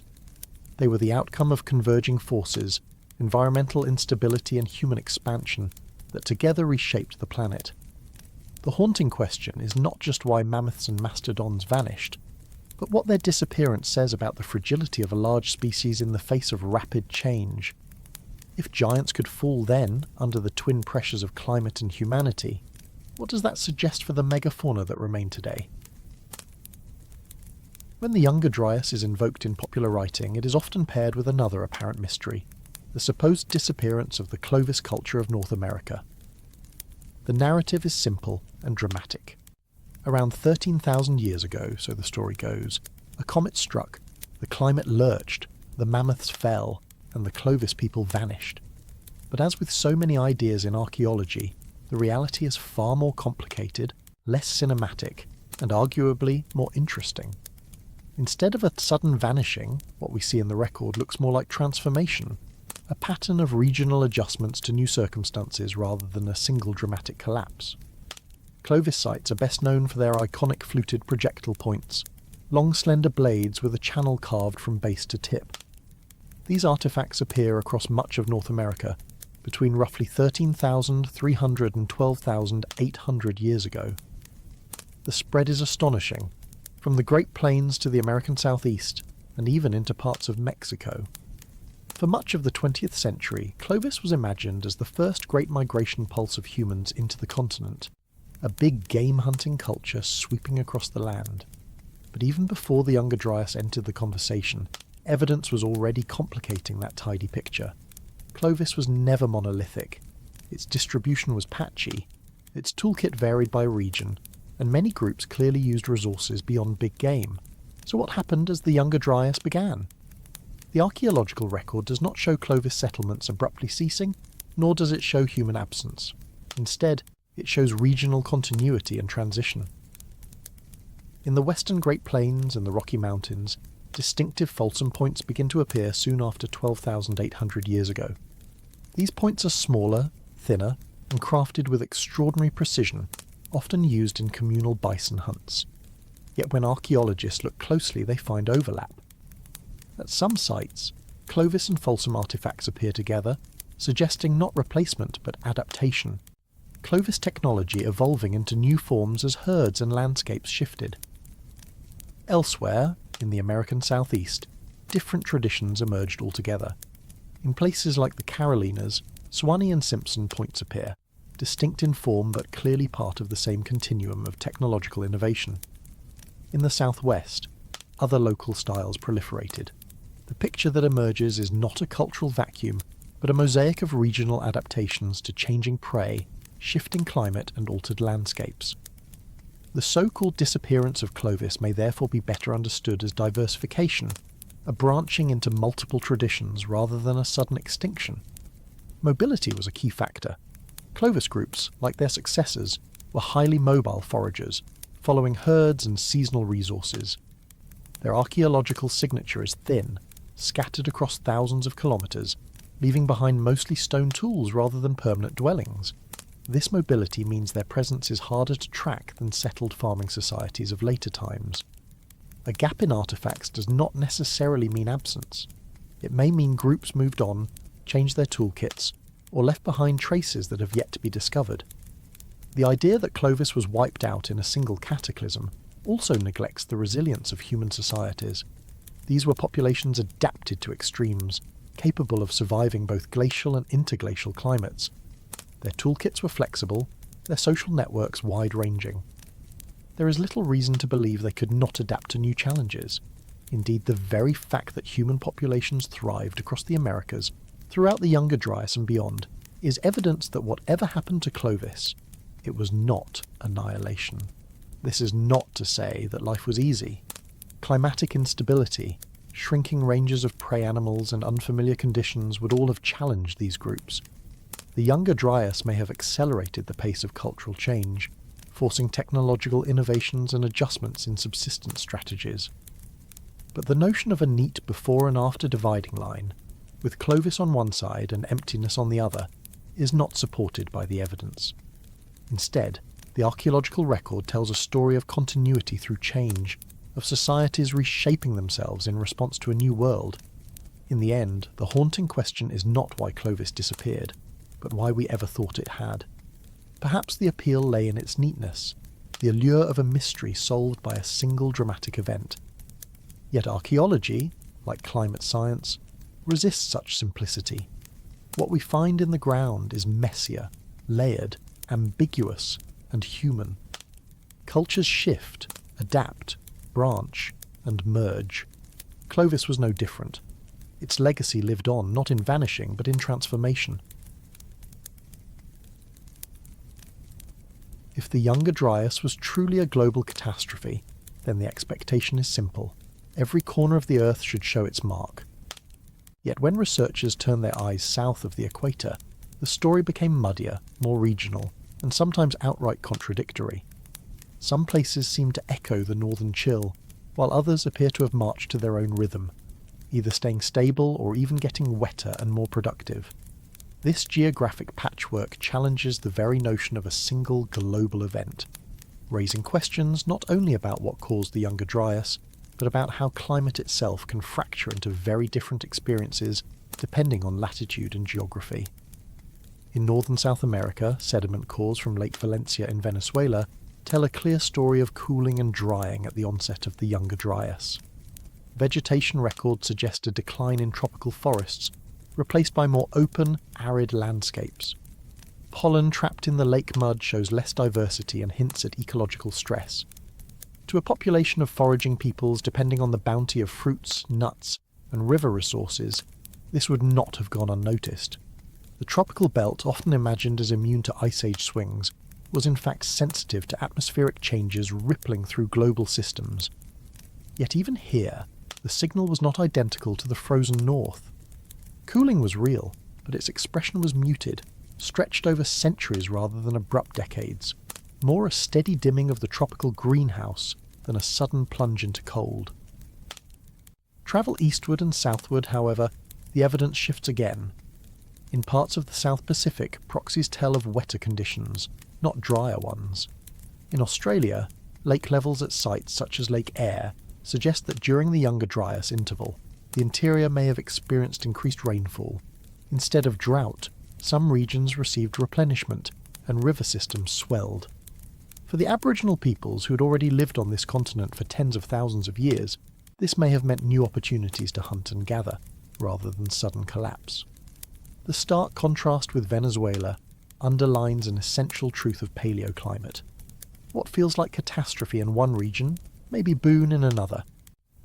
Antarctica, always the elephant in the paleoclimatic room, complicates matters further. Ice cores from the southern continent show signals that do not align neatly with Greenland's. Where Greenland records a sharp cooling at the Younger Dryas onset, Antarctic cores sometimes show modest warming or complex variability. This pattern has been described as a bipolar seesaw, where heat storage and release between hemispheres seem to oscillate. When the north plunges into chill, the south can warm slightly and vice versa. The underlying mechanisms may involve ocean circulation and the way heat is transferred across basins. But whatever the cause, the result is that Antarctica does not mirror Greenland. Instead, it plays a complementary note in a global symphony of climate change. South America beyond Venezuela adds yet another wrinkle.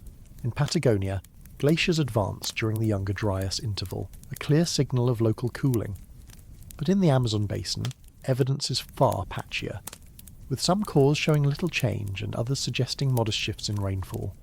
Even within a single continent, the experience of the Younger Dryas depended heavily on geography, altitude, and proximity to oceans. All of this raises a haunting question. If the Younger Dryas was driven by a single catastrophic cause, why do we see such uneven fingerprints across the planet? If a comet truly struck, or if massive floods disrupted global systems, should the world not have reacted in a more uniform fashion? Yet if the event was simply one of many oscillations in Earth's climate machinery, then the patchwork makes more sense. Climate is not a single switch, but a web of interconnected systems. The seesaw between hemispheres, the contrast between tropics and temperate zones, the divergence of rainfall patterns, all of these remind us that even when Earth changes suddenly, it does not change in the same way everywhere. The puzzle of the southern hemisphere forces humility into the debate.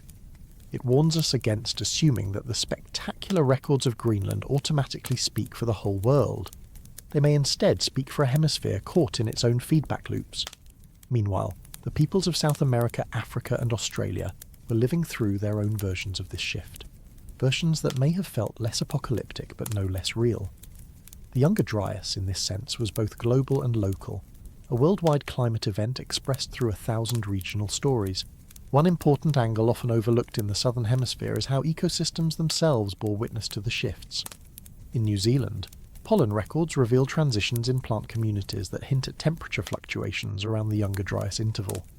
Alpine herbs expanded while forests temporarily contracted, suggesting that even regions far removed from the North Atlantic were not immune to subtle ripples in the climate system. Yet these shifts were not catastrophic collapses. Forests returned, biodiversity endured, and people adapted. It was change, yes, but not devastation. This subtlety adds weight to the argument that the Younger Dryas was not a monolithic ice grip over the globe, but rather a set of uneven disturbances, locally amplified or muted depending on latitude and geography. Africa adds another critical piece to the puzzle. Sediment cores from East African lakes like Lake Victoria and Lake Tanganyika tell of shifting rainfall patterns during this period. Some cores suggest heightened aridity, which would have tested the resilience of human groups who already relied on fragile ecosystems at the edge of the savannah. Others point to relative stability, implying that the climate system here operated under a slightly different rhythm than the North Atlantic. These contrasting stories remind us that global events in climate history often look more like mosaics than single brushstrokes. Marine records from the Indian Ocean complicate things further still. Temperature reconstructions show modest cooling that overlaps with the Younger Dryas, but the signal is not sharp or sudden. Instead of the dramatic plunge seen in Greenland, the Indian Ocean's record appears buffered, as though the Great Basin absorbed some of the instability and smoothed it out. For communities along its coasts, the difference between buffered and abrupt might have meant the difference between steady adaptation and sudden disruption. The larger lesson from these southern and tropical records is that Earth's climate engine has never been a simple global thermostat. It is more like a series of interlinked gears. When one gear jerks, such as the North Atlantic circulation, others respond in complex ways, some speeding up, others slowing down, and some barely moving at all. The Younger Dryas, when seen from south of the equator, forces us to confront this complexity. What feels like a crisis in one hemisphere might manifest as resilience, opportunity, or even improvement in another. The haunting question that lingers is whether we overemphasize the catastrophic when the evidence is uneven. If Australia grew wetter, if parts of Africa muddled through, and if Antarctica played its own counterpoint, can we really say the whole world was plunged into crisis? Or should we instead recognise the Younger Dryas as a reminder that Earth's climate system resists easy labels, expressing its turmoil differently across the globe? One important angle often overlooked in the southern hemisphere is how ecosystems themselves bore witness to the shifts.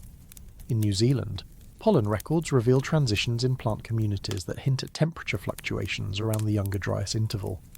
Alpine herbs expanded while forests temporarily contracted, suggesting that even regions far removed from the North Atlantic were not immune to subtle ripples in the climate system.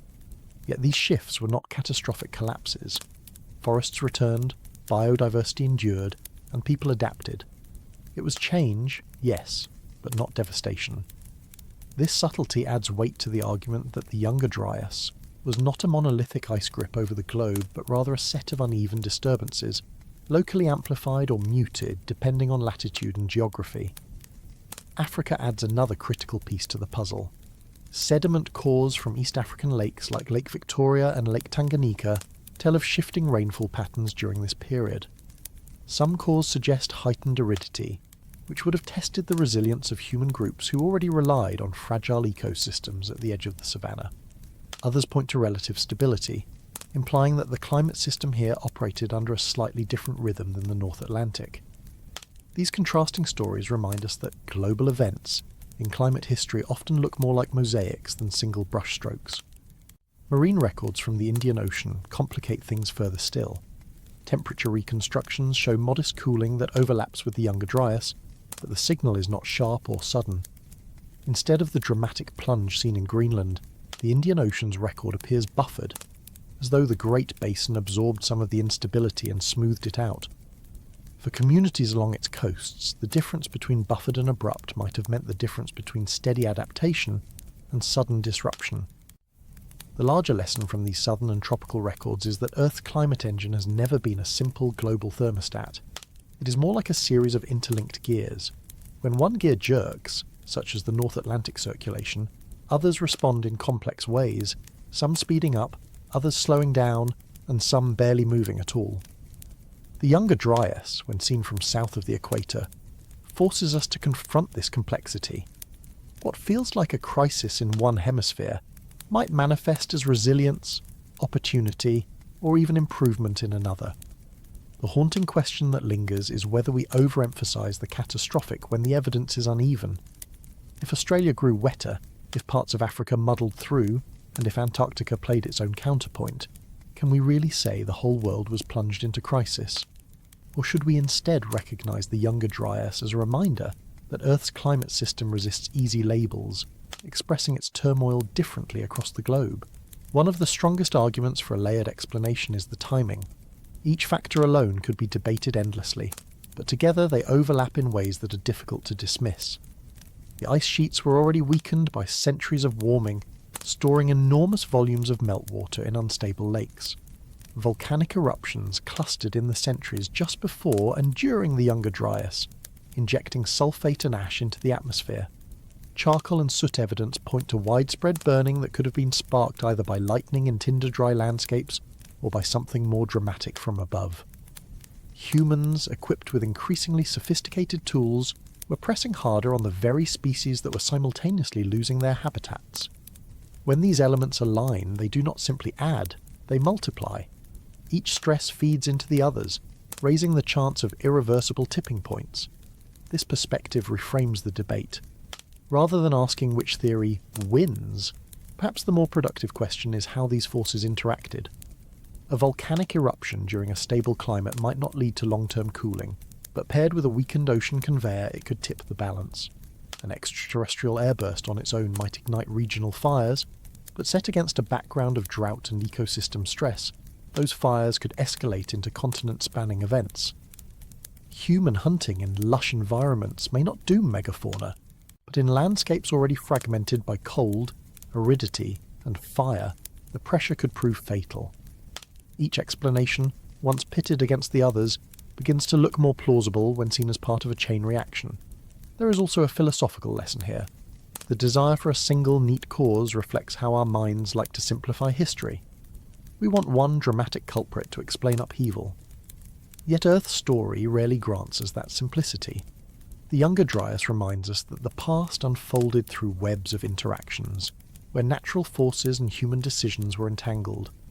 The all-of-the-above model might not be as cinematic as a lone comet streaking through the sky, but it carries a sobering power of its own. It shows that collapse can emerge not from one overwhelming blow, but from many smaller ones converging at once. This layered view leaves us with a haunting question. Are we still tempted to search for singular explanations in our own time, when crises are more often the result of many stresses colliding? If the Younger Dryas was indeed the product of ice, fire, air, and human hands all working together, then it is not just a mystery of the past. It is also a warning about the present, when once again Earth's systems strain under multiple pressures that do not wait politely to take their turns.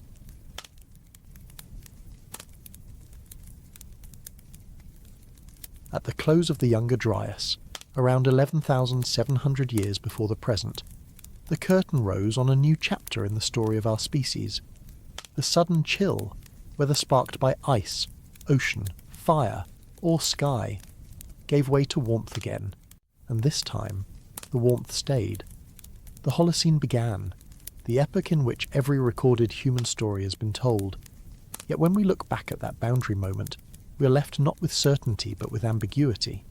The great questions of what ended the Ice Age and why the last mammoths dwindled into obscurity do not yield simple answers, only interwoven possibilities. And it is within that uncertainty that the haunting power of the Younger Dryas resides. For the people alive then, the return of warmth was not a chapter break in a textbook. It was the difference between starvation and abundance, between icy winds scouring plains and meadows greening with edible plants. In the Levant, the Natufian people had been experimenting with wild cereals for centuries, building more permanent settlements along fertile valleys. The abrupt cold forced them to scatter again, to lean once more on mobility and resilience. When the warmth returned, so too did their villages, but this time with deeper commitment to cultivation. Out of a period of collapse and reorganisation came the first hesitant steps toward agriculture. It is striking to think that farming, which reshaped the destiny of humanity, may have been quickened not by a steady climate, but by one of its most violent oscillations. Elsewhere, echoes of the old Ice Age lingered. In isolated refuges like Wrangel Island in the Arctic Ocean, mammoths survived thousands of years longer than on the mainland. They carried on until around 2,000 years before the Common Era, living ghosts of an Ice Age world. Their persistence is a reminder that extinctions are rarely absolute events marked by a single date. They are long tails, uneven declines, where species fade from continent to continent, leaving pockets of survival that gradually wink out. When we tell the story of the Younger Dryas as the end of mammoths, we oversimplify. The truth is subtler and sadder, a story of dwindling possibilities stretched over millennia. What makes this period so haunting is that it straddles myth and science, memory and data. The Holocene that followed is the world we know, the one in which every culture, city and invention arose. Yet it was born out of mystery. Was there a comet streaking across the skies of our ancestors, or was the real culprit the deep ocean reorganising its currents far beneath their feet? Was the black smoke they may have seen the mark of burning forests lit by falling fire, or the slower but equally devastating work of drought? The evidence is there in ice, in soil, in bones, but it resists unambiguous interpretation. And so the birth of our world, the threshold moment between Ice Age and civilization, is marked not by clarity but by questions. Perhaps that is fitting. Humanity did not emerge into a stable Eden, but into a climate system full of jolts and surprises. The Natufians learned that permanence is fragile, mammoths learned that size is no shield, and even the mightiest ice sheets learned that they could vanish in a geological instant. Out of that instability came resilience, adaptation, and eventually the capacity to shape environments ourselves. Whether or not the Younger Dryas was triggered by a cosmic visitor, it left behind the conditions in which our story could unfold. And so, we are left with a choice. We can tell the tale as a cosmic catastrophe that nearly ended us, or as a natural cycle in which we were simply one more actor, adjusting to forces beyond our control. Both stories have merit, and perhaps both are true in different ways. What matters is that out of ambiguity came the familiar world, our present comforts, our civilizations, even our debates over what truly happened, all rest on that unstable foundation. If there is a lesson in this haunting transition, it is not to expect simple answers from deep time. Earth is a tangled system, and our place in it is precarious. The Younger Dryas lingers as a reminder that our beginnings were shadowed by uncertainty, and that sometimes it is the questions themselves, not the answers, that define us. Did a comet shape the birth of our world, or are we chasing shadows in ice and soil? That question will likely follow us for as long as we keep asking. Thank you, fellow sapiens, for wandering this timeline with me, for drifting into deep time, for slowing down and remembering. If this helped you fall asleep, helped you study, or simply helped you step out of the noise for a while, thank you for being here. If you think more people should know this story, you know what to do. Like, subscribe, Share it with the sapiens in your life, and tell me, are you listening before bed, while working, or somewhere in the world I can only imagine? And as always, stay curious, stay calm. I'll see you in the next story.